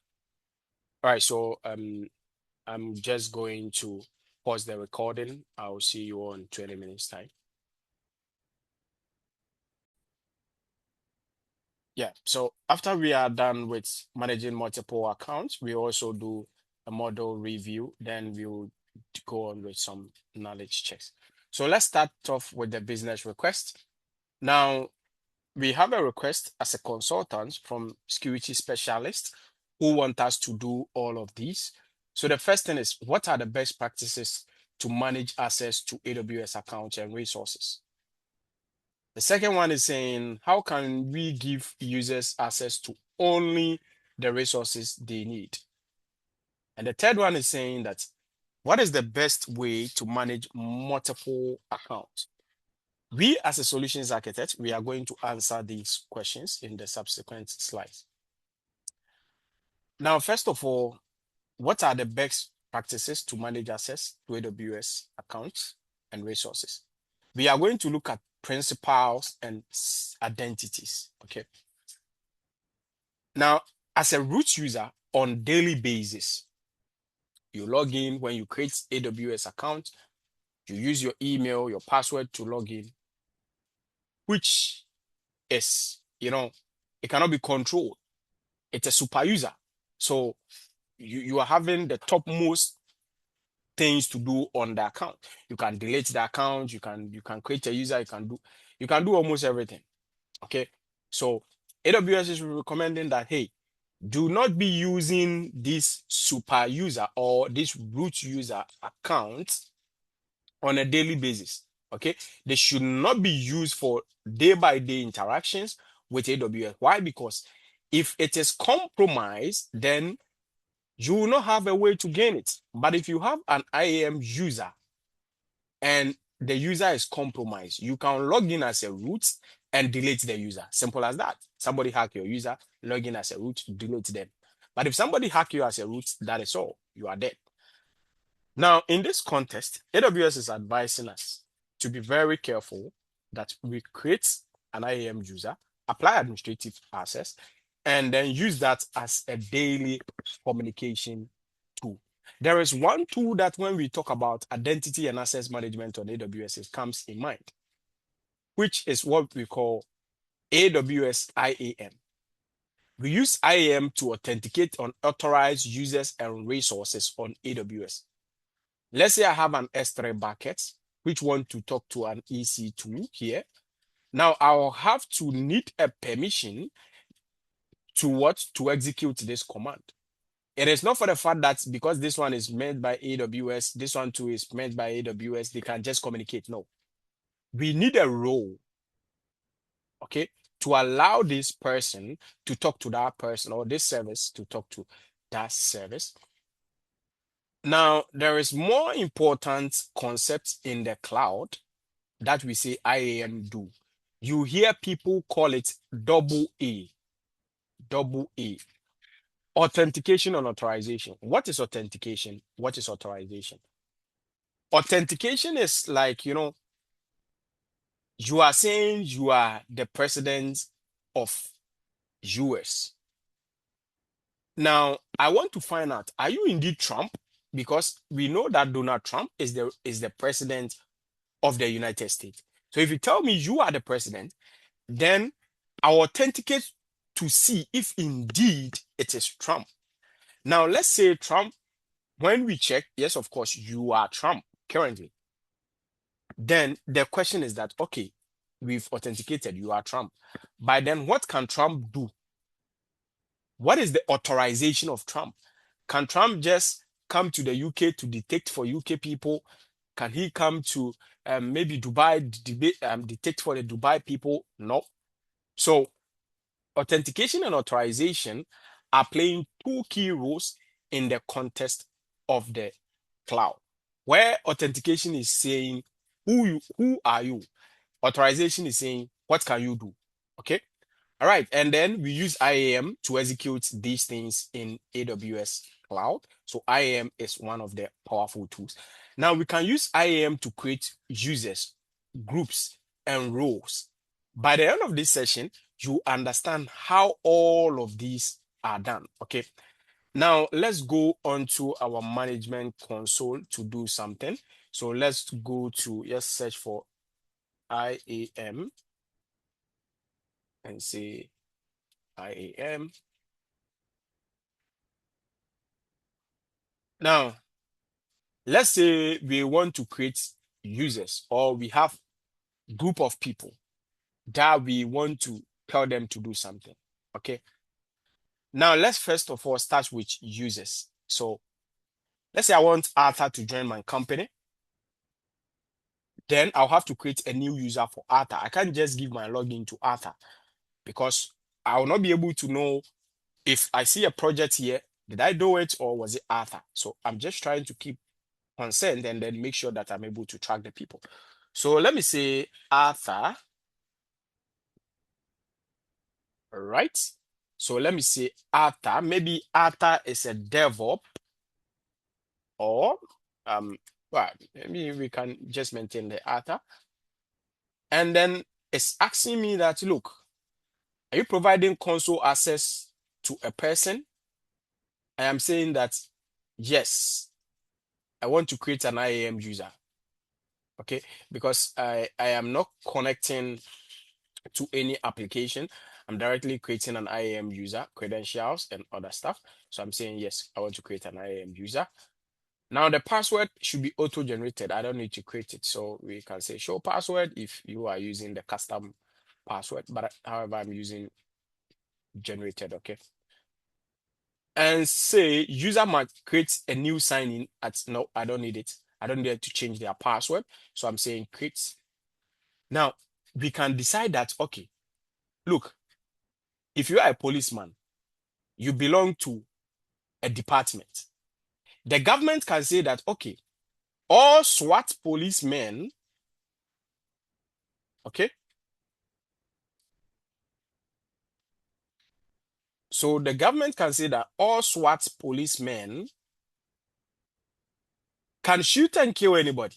Okay. So they can shoot and kill anybody.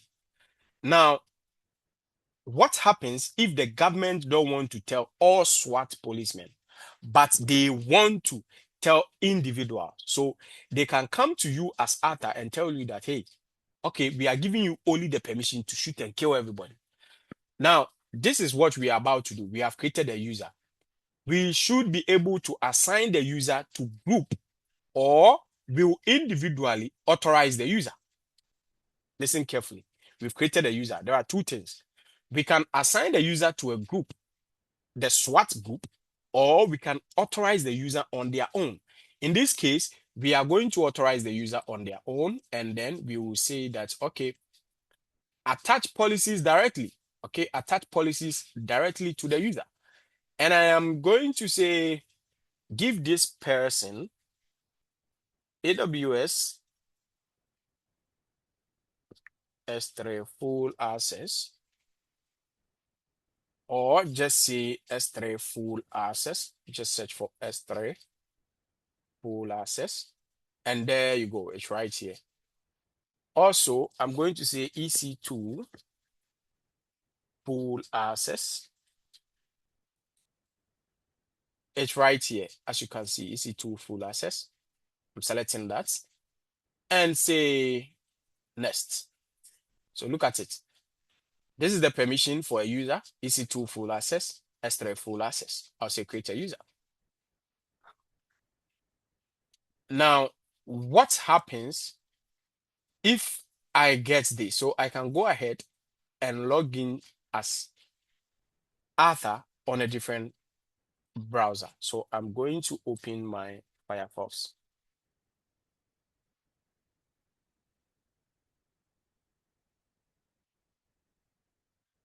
And say paste and go. I say not now.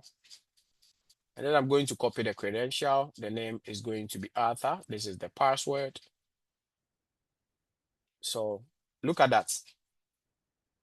I am going to paste the password, and then the name is going to be Arthur.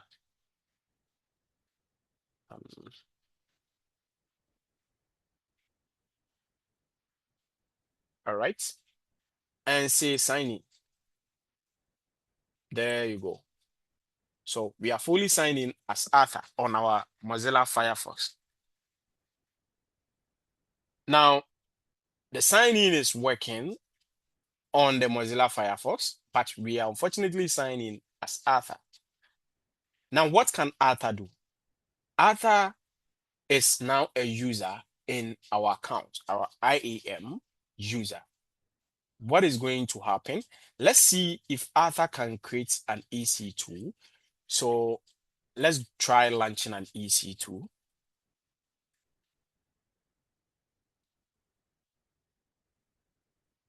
And say launch an EC2.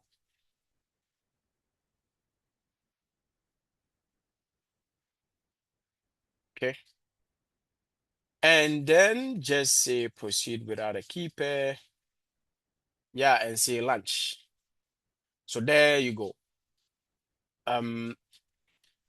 Arthur should be able to launch an instance. Why? Because if you go to the permission which we give Arthur, he was given S3 full access and then EC2 full access. So he can go ahead and launch what? An instance. But what happens if Arthur tries to execute a Lambda function? He's going to fail. Why? Because he doesn't have that permission. So you see, he has been able to launch an EC2 instance. Let's go back to the instance. So let's see. I'm going back as the root user who gave the permission to Arthur. And then I am going to say that that permission that I gave to you, I'm taking it back. I want to retract that permission. Okay, so I'm saying users, and I'll say continue. And then I'll say Arthur. And then I'll say EC2 full access. I'll say remove access. Okay, remove policy. Now the policy has been removed. You remember those days when Arthur was able to create EC2? So we are going back to Mozilla Firefox, which is for Arthur. Look here, the name is Arthur. Now he already had access to this, but let's refresh it to see. Look at what is happening. Error. Why was there an error? Because Arthur does not have permission again. So permission and user or policies applied to a user would determine what the user can do. A user might be able to create something based on the permission that has been attached to it.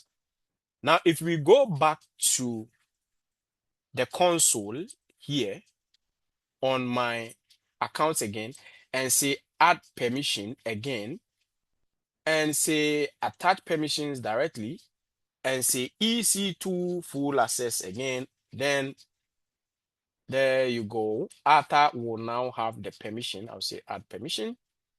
So look here. Let's go to the Mozilla Firefox again. Now let's say refresh one more time. Yes, it's because it has not been able. Let's say retry one more time.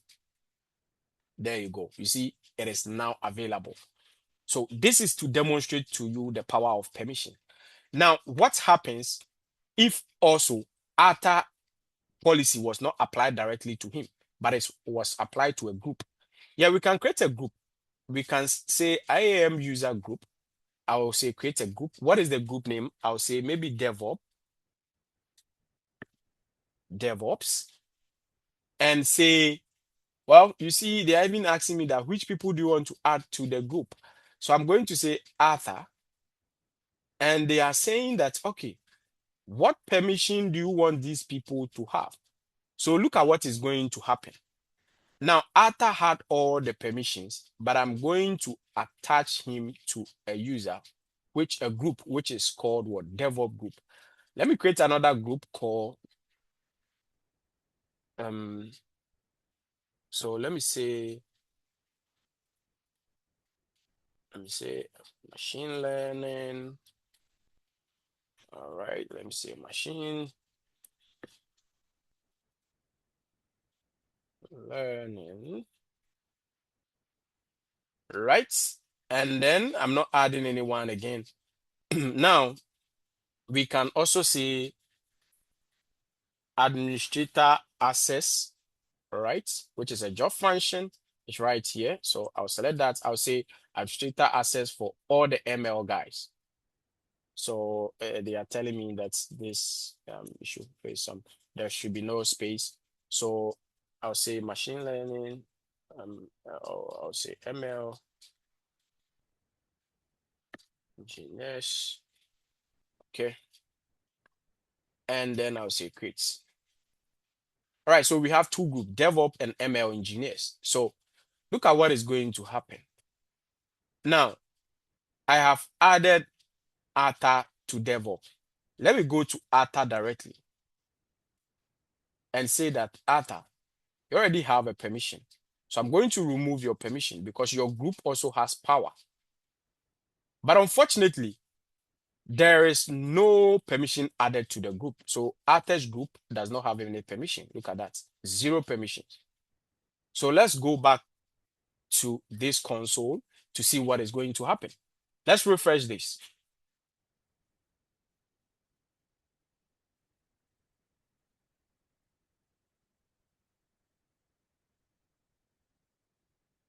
They are going to tell Arthur that he is not authorized. You can see it right here. See, he's not authorized to perform this execution or action. Why? Because he's belonging to a group who do not have permission. Had it been we go back to the group like this and say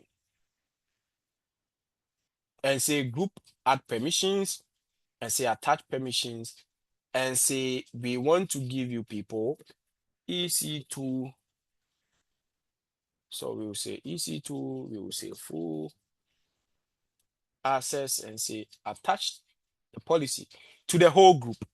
Now, when Arthur goes ahead to refresh his site, Just give it some time. There you go. It is now available. Simple as that.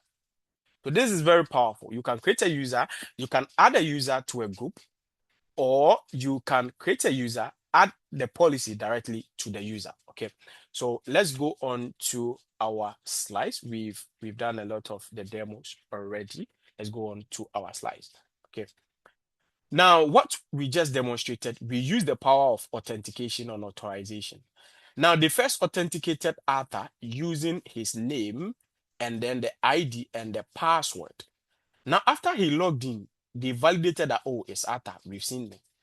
Then they go and check the policy to see what can you do, authorization. Even though you are Arthur, what can you do? Can you create a bucket? Can you create an EC2? That is what they go and look at. Okay, so these are two different things working here. Now, there is something called principals. What are principals? Principals are entities that make a request or an action or operation on AWS resources. Now, IAM user can be a principal. IAM role can be a principal. AWS service can be a principal. Or federated user can be a principal. When we say federated user, think of it this way. You see, sometimes you'll be logging into a particular website and then they will tell you log in with Facebook, log in with Google, log in with Gmail, log in with Yahoo, log in with Outlook, log in with iCloud. Yes, these platforms are using federated users. They are external identity and authorization companies that are trusted by AWS. So external ones like Google, like Facebook can say that, okay, we are having a company, but we will not create a separate account for them. So we will use the same credentials they are using on-prem, synchronize it with your IAM, and then allow them to have access on your resources. Yes, AWS supports that. Now, get to know that principal are also like identities. Okay, so you're identifying someone. Now, an application, a person, or the federated user from other IAMs that are coming onto your platform, they can all be an identity. Now, what is a user? A user is what we just created. So an IAM user is an entity within the AWS account that represents human or workloads. Okay, because we can also create a workload as an entity or as a user. Okay, but in this context, it is a user. So each user has its own unique or his or her own unique credentials, like we did for Atta. Atta will have his own unique credentials right now. Okay. So IAM are authorized to perform what IAM users, they are authorized to perform specific AWS actions based on permissions. And what was the permission? Policy. Okay, so we specify, okay, what can you do? What can you not do? Now, because AWS is advising us that do not be using the root account to perform administrative tasks, they advise you that create a user and assign administrator permission to the user. This permission should allow you to use the administrator to perform your daily operations. Now, you see, they have a developer. What does the developer have?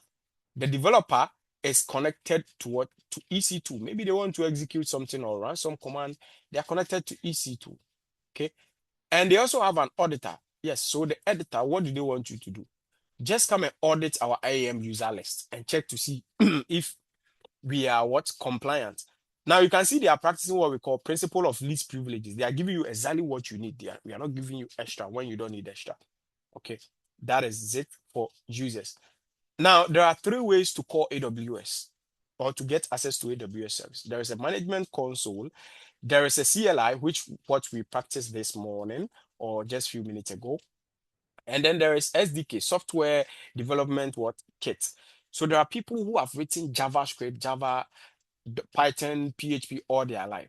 Now, when they come to AWS, they still want to be running these programs.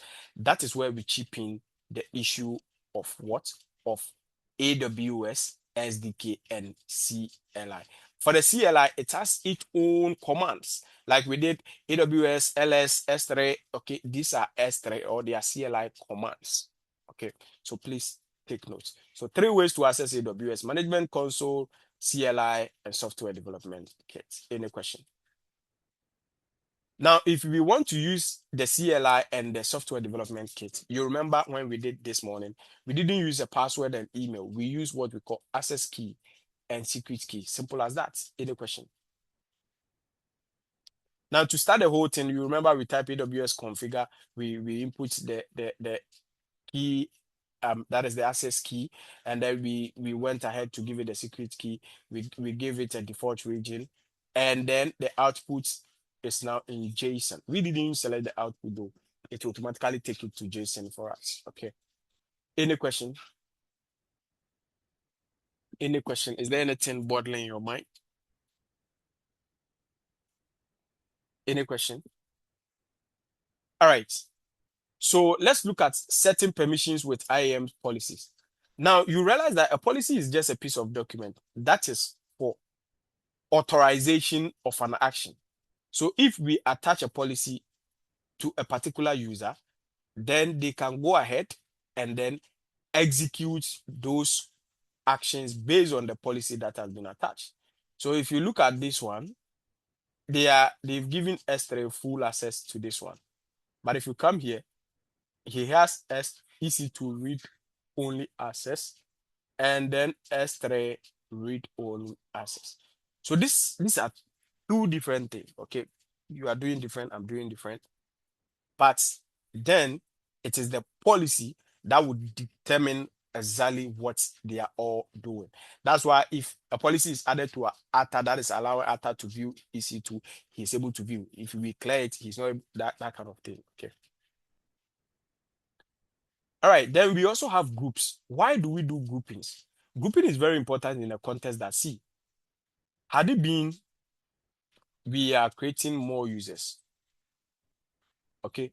Had it been we are creating more users, let's say you are a CEO who has 500 workers. Now, these 500 workers, are you going to create permission attached to all of them, permission attached to all of them, permission attached to all of them one by one? No. So AWS advises that put all of them, all those people under one umbrella, and then attach permission to that umbrella. So once you attach a permission to that umbrella, all the people under the umbrella, which are users, can get that benefit. So you can attach a policy directly to a group instead of a user. Now, when you attach it to a group and you add anybody to the group, the person will benefit what policy that you put there. Any question? Well, I think we did some grouping. So you can see we have a DevOps group. We also have a machine learning engineers. Any question? Any question? Right. So I guess that is a no question. So if you look here, you can see that sometimes one person might belong to 2 or more groups. So if you look at Richard have their own rule attached to them. Then they also have the overall, which is the group analyst. Any question? We also have roles. Roles are very important. Think of it, S3 want to talk to EC2. EC2 want to talk to Lambda. Lambda want to talk to DynamoDB. DynamoDB want to talk to SNS. SNS want to talk to SQS. Now, if we assign a permission to human, it becomes static. It does not delete. But have you asked yourself, what happens if we assign a permission to a service that wants to talk to another service? Should we also make it static? Because what happens if somebody deletes the server, somebody hacks it, or they get access to it? Then in this context, we are going to use an automatic expiry time, which is what we call IAM credentials. When IAM credentials are created, they use something called STC, okay? Secure Token Service. Now, security token service, not secure. So they use this security token service to generate a temporal credential. Okay? They generate a temporal credential, and then they use this temporal credential, assign it to whoever the role has been attached to. Now, it only happens that you you do not have the permission, but once you demand for it, then the role will go ahead and give you the credentials to undertake that action. So if you look here, Anna and Shelley has a role that is allowing them to use the application called DevApp1. Any question? DevApp1. Any question? All right. So how does role work? Now look, security token service. First of all, there is an API call, whether console, whether CLI, there is always a call. So an API call, first of all, hits the AWS security token service. And then the security token service will be like, oh, you need a permission. Hey, there you go. Then it takes the permission, gives to the person.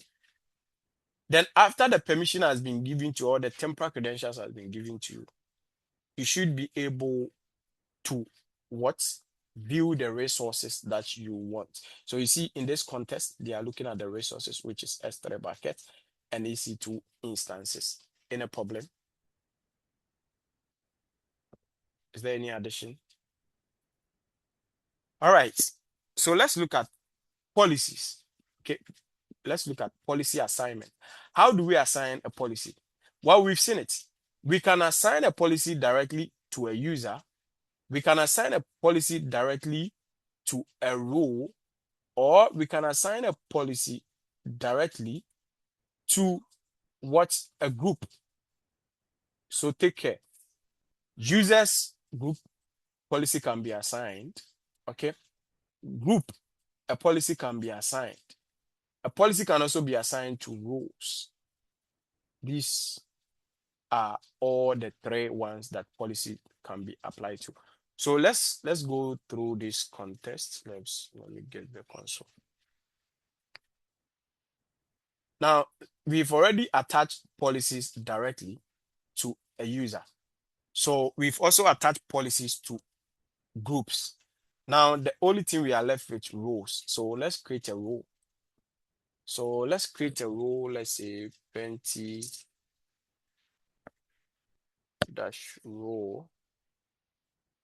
and say create a role. So they're asking me that, hey, is the role going to talk to AWS services?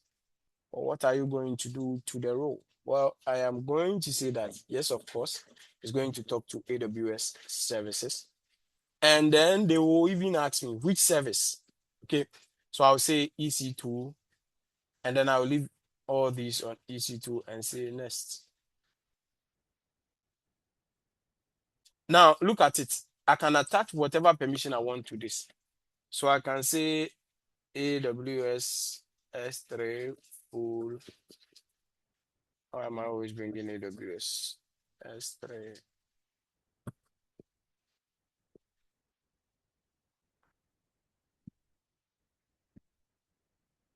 S3, okay.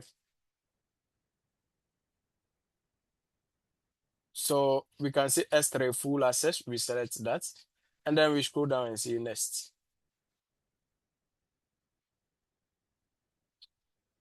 Yes, you see it there, yeah. All right, so let's give the row a name. Let's say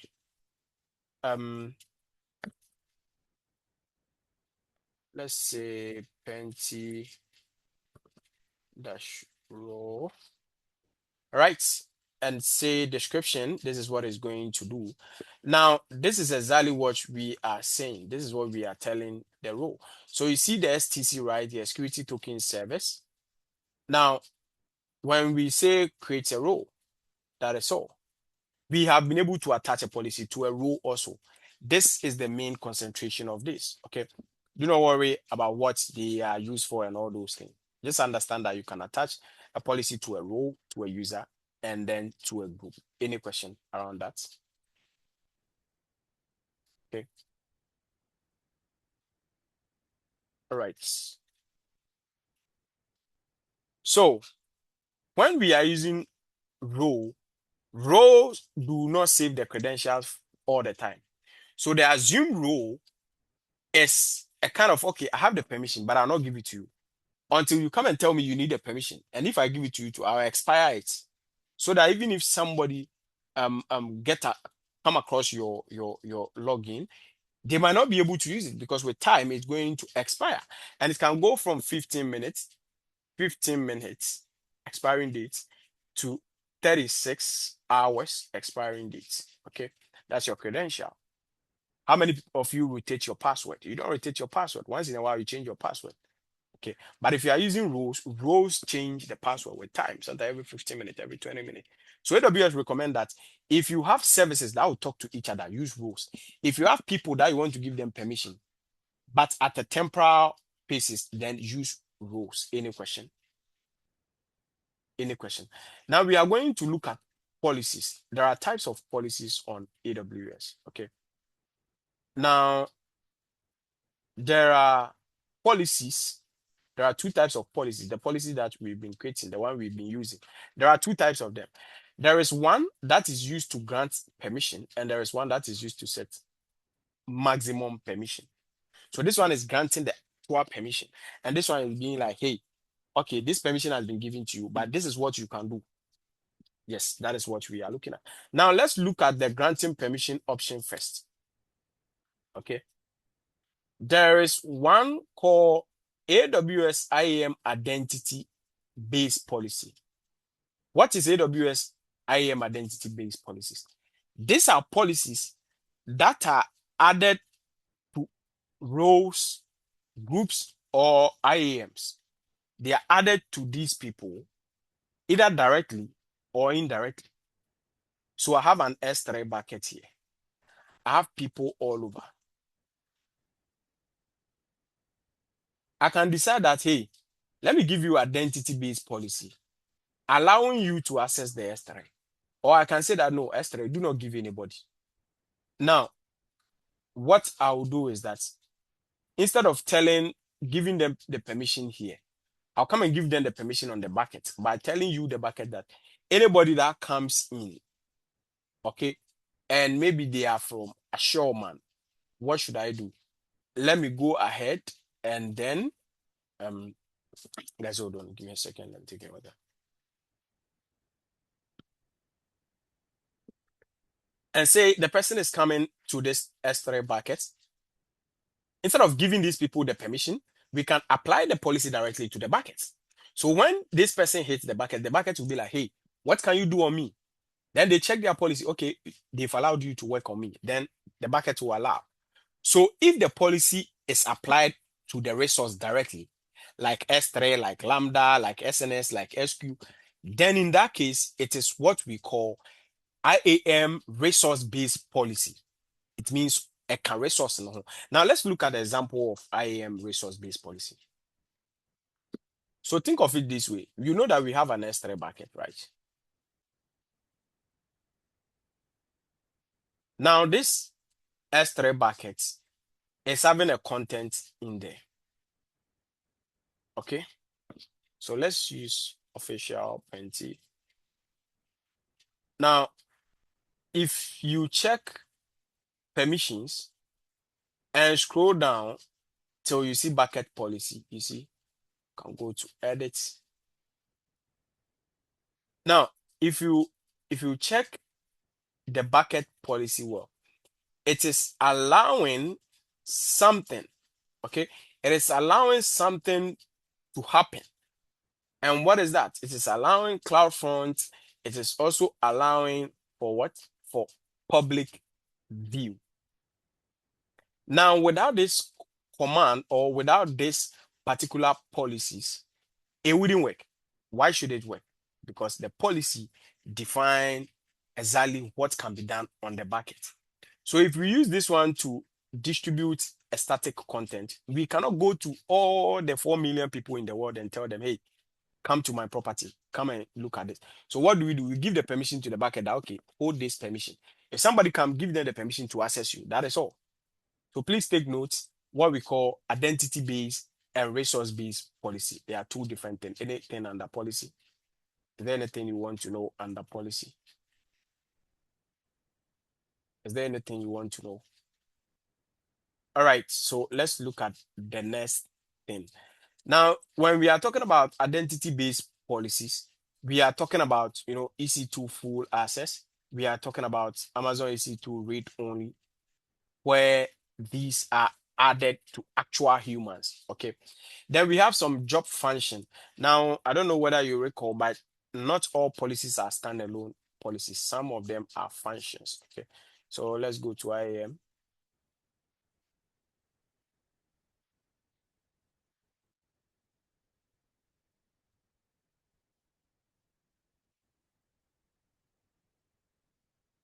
All right.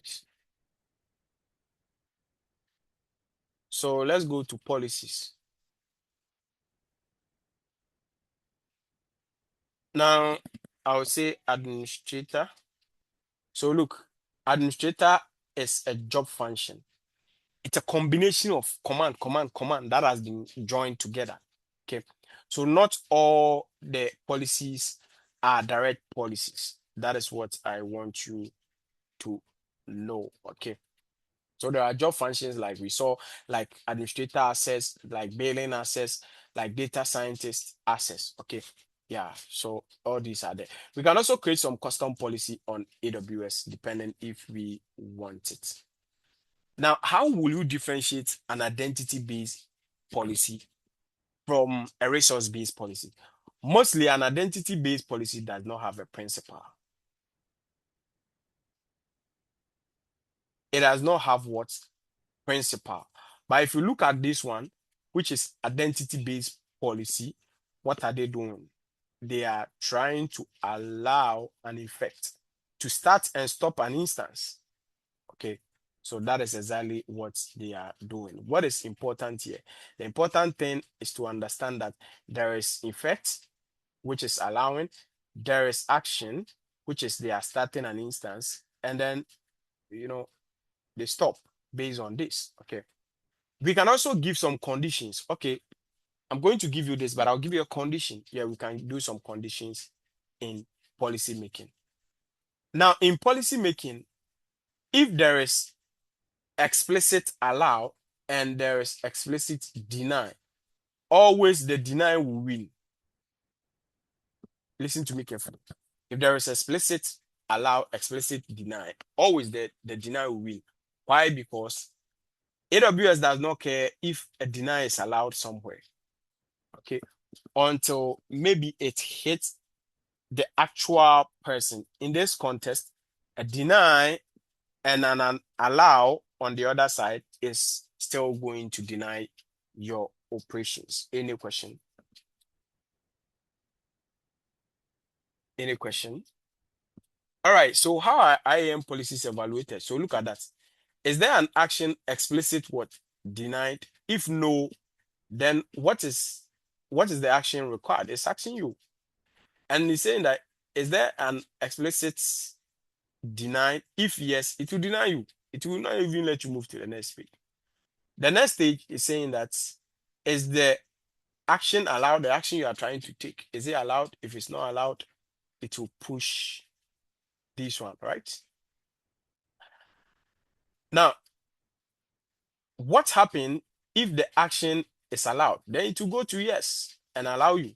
But what happens if the action says no, you are not authorized to perform that action? Then it goes to no and go back to then what? Implicit what? Deny. Okay. So if that this is what's happening. If I don't see a yes somewhere, I'll just say no. That is all what the system is trying to tell you that okay, if they go in there, they do not see yes, which is explicit deny, then they will always go ahead to deny it by based on their own discretion. Any question? All right, this is a resource-based policy. We've looked at identity-based policy. This is a resource-based policy. Look at what is happening. You see, side accounts is what they are listing in, okay? And then effect is going to say allow. What is the principal? AWS, blah, blah, blah. They are here. So when you create a resource-based policy, you should specify the people that will chance on the server. Now, if you look at our S3 bucket policy, you see that we define certain things such as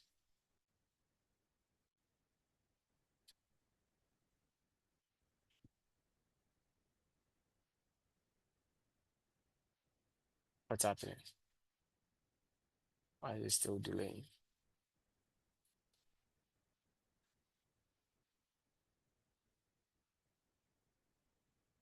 Oh, I thought I clicked. So let me show you the principal.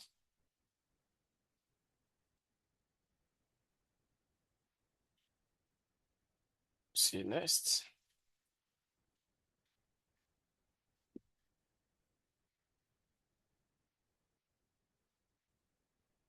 So under permissions, we are scrolling down and say policy buckets and say edit. Now, if you look here, you see there is supposed to be a principal. And as you can see, the principal is right here. Okay. The principal is right here. They are declaring CloudFront because I hooked this bucket up to a CloudFront. Do not forget about that. Okay. So for resource base, there is always the word principal, which will determine whether it's a human being, an application, or something that is accessing it. Any question? Any question? Right. So we have something called defense index. Okay. Yeah, where you have role, you can use role, we can use policy to protect role. Where we have VPC S3 VPC endpoints, we can also use VPC endpoints policy to protect ourselves. Okay, we can use bucket policy, what you just saw, a bucket policy. Yes, of course, we will protect it. And then we also have documents. Yes, we can even lock up our documents, we can put it in a safe space and all of those things. Okay. And then there is something important called IAM boundaries. IAM boundaries are used to restrict permissions a user can perform. Okay, so that is one of the things that you should know. Now, any question? Any question? Is there any question? All right, so we are going to look at ways of managing multiple accounts. Now, why do companies in the first place use multiple accounts? So maybe they need to solve a particular business problem. Maybe they have many teams.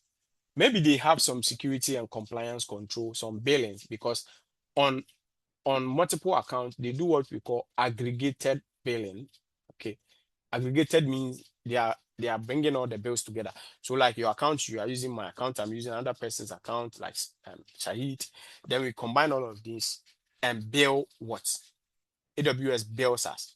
Once it happens like that, we get some discounts. Or maybe we even want to create some isolation or run some business processes in an isolated environment at all at all. So without the key term organization, what would have happened? You create your policy, I also create my policy. We attach it to a user, and then this user is provision an account. And that is all. My AWS organization is saying, hey, do not do that. Don't go for a user. Go for organizational what? Unit or organization. Using organization, we will be able to control multiple accounts with AWS organization. So I want to give you an idea of what I'm talking about. Look here.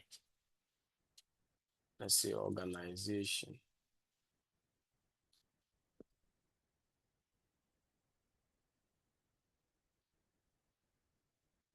So AWS organization.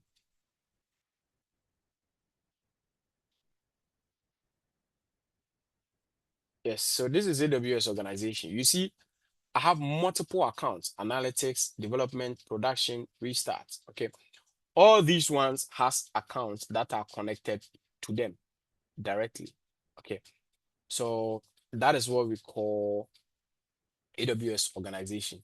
It's used to control multiple accounts. Any question? Any question? All right. So let's see. Now, with AWS organization, we can create a management account just like we have now. So you see, mine is the management account. What is Penti Restart? Is the management account. It is able to sit at the top there and make decisions for those that are under it. Okay. So as you can see from the image, what is it doing? It's seated at the top here. making decisions for these ones. Okay. Now, every control we apply here can generally move between these organizational units. OUs are called organizational units. So they will work fine. They will flow fine. They will do everything fine because they are using what we call organization. Organization can also act as a form of what? Of filter, or it can also act as a form of traffic inspection. Okay. Yeah. So please take notes that organization can work as a filter. But at the moment, they are used to control multiple accounts from a centralized viewpoint. How does IAM policies interact with the internet? Well, look at what organization is doing here. Look at what IAM is doing here. So IAM identity-based permissions, they are saying, hey, we are allowing you for EC2, we are allowing you for IAM. By then, organizational unit is saying that, hey, I have only EC2 that I'm allowing. I don't have the other one. Okay. So if you try to create S3, it will flag you. Why? It has only what? 32 that it will create. That's it, 32. This 32. Oh, no, sorry. Guys, hold on. Give me a second.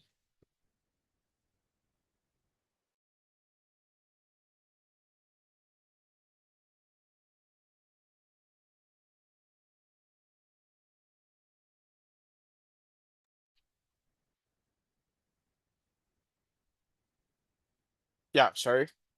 So look here. This is authorizing for EC2 and then IAM. But when you come to service control policy, it is saying that, hey, I'm giving you only EC2 because I do not have what? EC2 or IAM was not given to me. So if these two things are allowed on your account, then it is only the one that is allowed here and allowed here will be allowed to work. So we'll practicalize this using what we created earlier on as for ATA. Okay. So unfortunately, ATA's account is what is it called? It's an IAM user. So we can use service control to control it. Okay. So what I will do is that next week we will get maybe some of you your email, then we will practicalize that in class. Okay. But just understand that because organizational unit or organizational service control, which is what service control policy, which is what you hear people call it as SCPs, they are not policy authentication granters. They filter policy or they filter permissions. That is why when we were starting, they told you that there are policies that's what this one. There are policies that gives you a grant permission. There is one that set permissions. SCP is one of this. Boundary that is boundary what is it called? Yeah, permissions are also part of these ones. Okay. They just set limitations. They are not doing anything or permission boundaries. So let's go on. Now, when we are performing anything in the cloud, we should know that when we are using a concatenated account, then SCPs is going to work. Service control policies is going to work for us. So we can do what we call layered defense. Layered defense is like, laying defense layers or building a wall. After building a wall, you get a security camera. After building the security camera, you get a security man. After building, you get a dog. These are layered what? Defense. The same thing in the cloud, layered defense. So we can use SCP, service control policies, to kind of control access to resources in an entire organization. It can be even attached to what a root. Okay. It will affect the root and everybody in the account, not just the account owner. Then we also have the identity-based policy, which is what is used to what? To grant permission or deny permission. Okay. And then we have permission boundaries. Permission boundaries are also used to set permissions on account. Okay, I can say, Arthur, you can create EC2, you can create S3, you can create all of these. But then I'm giving you a permission boundary. That's okay. Even though you can create these tools, make sure that if it's EC2, you do not create more than T2. Okay, we call it permission boundary. We have set a boundary between the person and the permission that was given to them. Now, we will do a little bit of reviews. Then when we are done, we will do some hands-on and then we can close from here. So what did we do? We look at what are the best practices to manage access. So we manage access using IAM. How can you give users access to only, we can do that through policy. You apply policy to it. What is the best way to manage multiple? That is using AWS organization. Okay, AWS organization. All right, so what did we do? We look at principles and identity security policies, managing multiple accounts, and that is all. Let's also look at some knowledge checks, but I'm going to skip the knowledge check because we do not have time today. Let's go on and do some hands-on before we close. Okay, so we are going to create a user, which we already have. Okay. IAM user.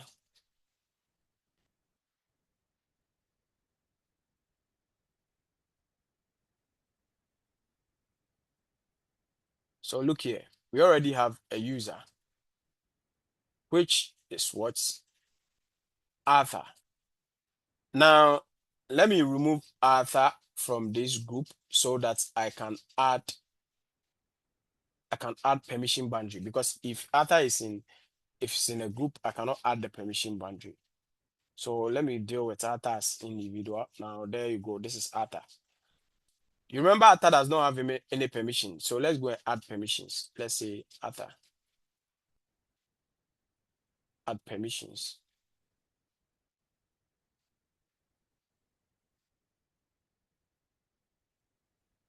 So attach policies directly. Let's say EC2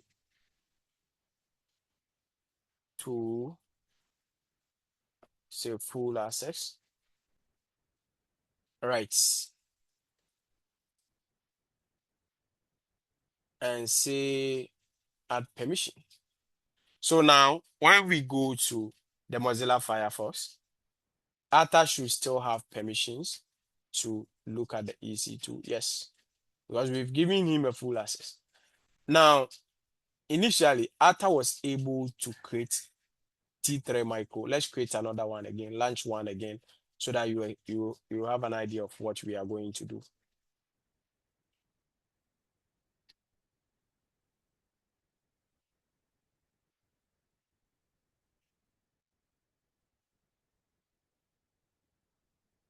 Don't know what's wrong with this. All right, so let's create another one again. It's going to say proceed without a keeper. Okay. I say launch instance.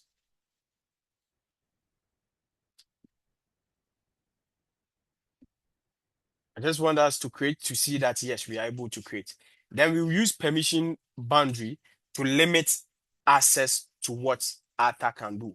So what we are going to do is, because Arthur has created two of the instances, we are going to set a permission boundary to see that what is going to happen.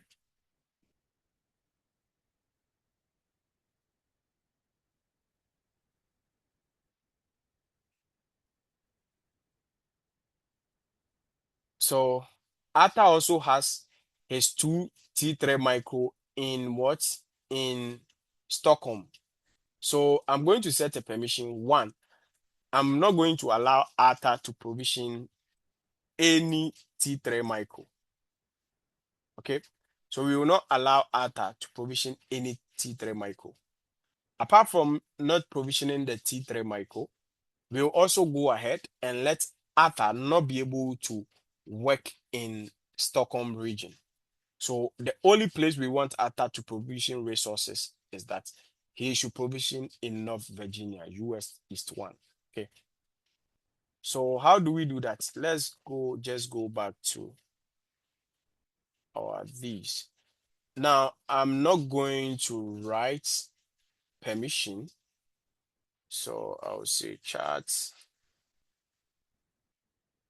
Now, I'm not going to write the permission boundary statement myself. I'm going to hire AI to do for me. So write a permission boundary for me that is going to be applied to a user, which will only allow the user to create resources in North Virginia, only resources in North Virginia, and the only resource the person can create is the M family.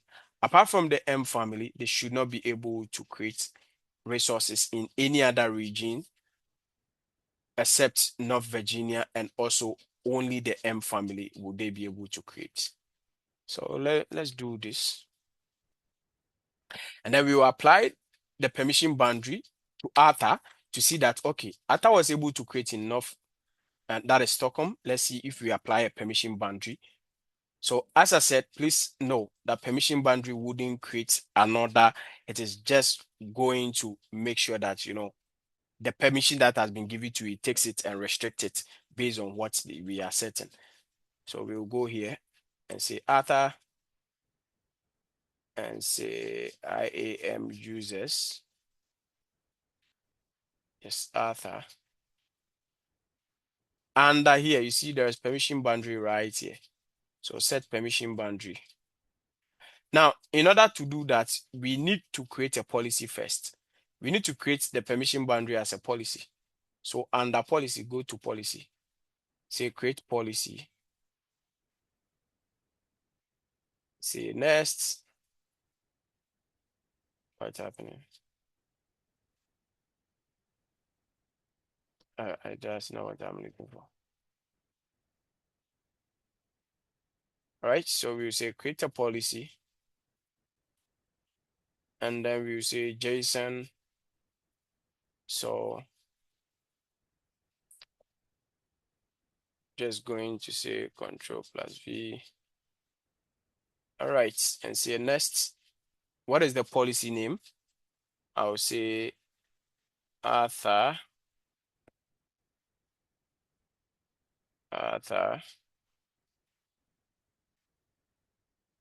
restrict. Okay.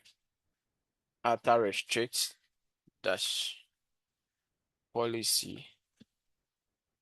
And then I'm leaving the rest all and say create. All right, so we've created permission boundary. Let's go back to Arthur. Arthur is a user right here. Let's say Arthur and say permission boundaries right here and say set permission boundary. And then let's look for the policy that we created. Arthur restrict is right here. Okay, so let's select that and say set boundary. Yes, we've set boundary on Arthur now.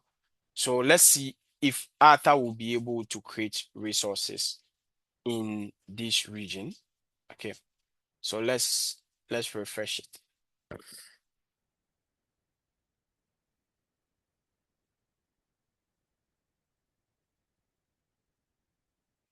Look at that. We have a policy on Arthur that is saying Arthur can do anything, can create everything, can create all resources. By then, we've set a permission boundary also, which is restricting Arthur from doing certain things. Now, you remember we only give him chance to work in North Virginia. So let him try to also launch a resource. Let's Arthur try to launch a resource. So we will not give it any name.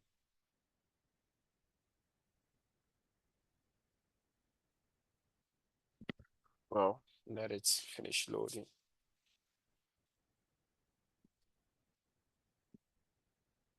And we'll say, so Look at that. We do not even have permission to create even key pair. You see, all of these permission, you see, IAM, we do not have permission.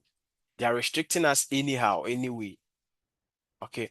Yeah, so let's change to North Virginia because we told them that we should be able to create in North Virginia. If only the boundary work, then we should be able to exhibit this. Still coming.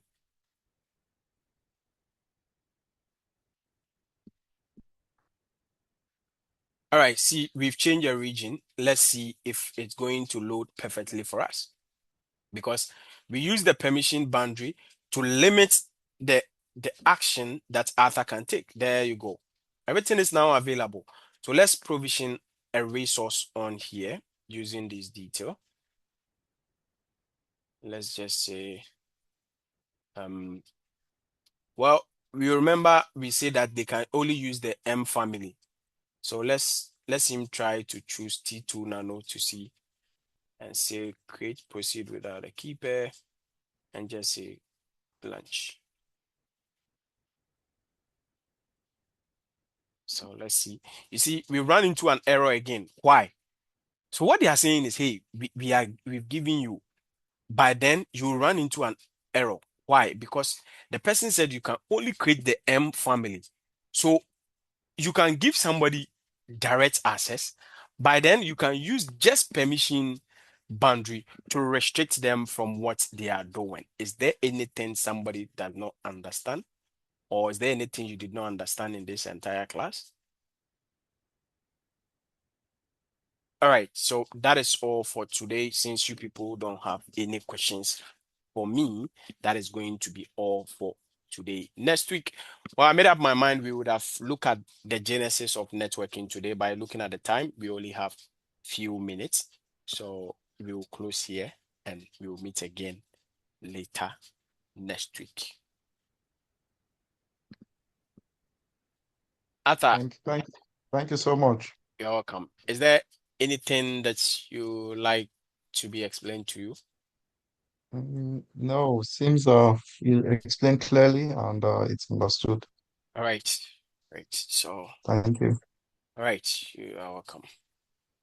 All Mm. right, so I'll get you the slides and other stuff later. Okay. Yeah. So, Thank yeah, you're welcome. All right. So enjoy the rest of your time then later. Okay. Thank you so much. Okay. You have a good evening. All right, you too. And to the other guys. All right, Okay. Bye. bye.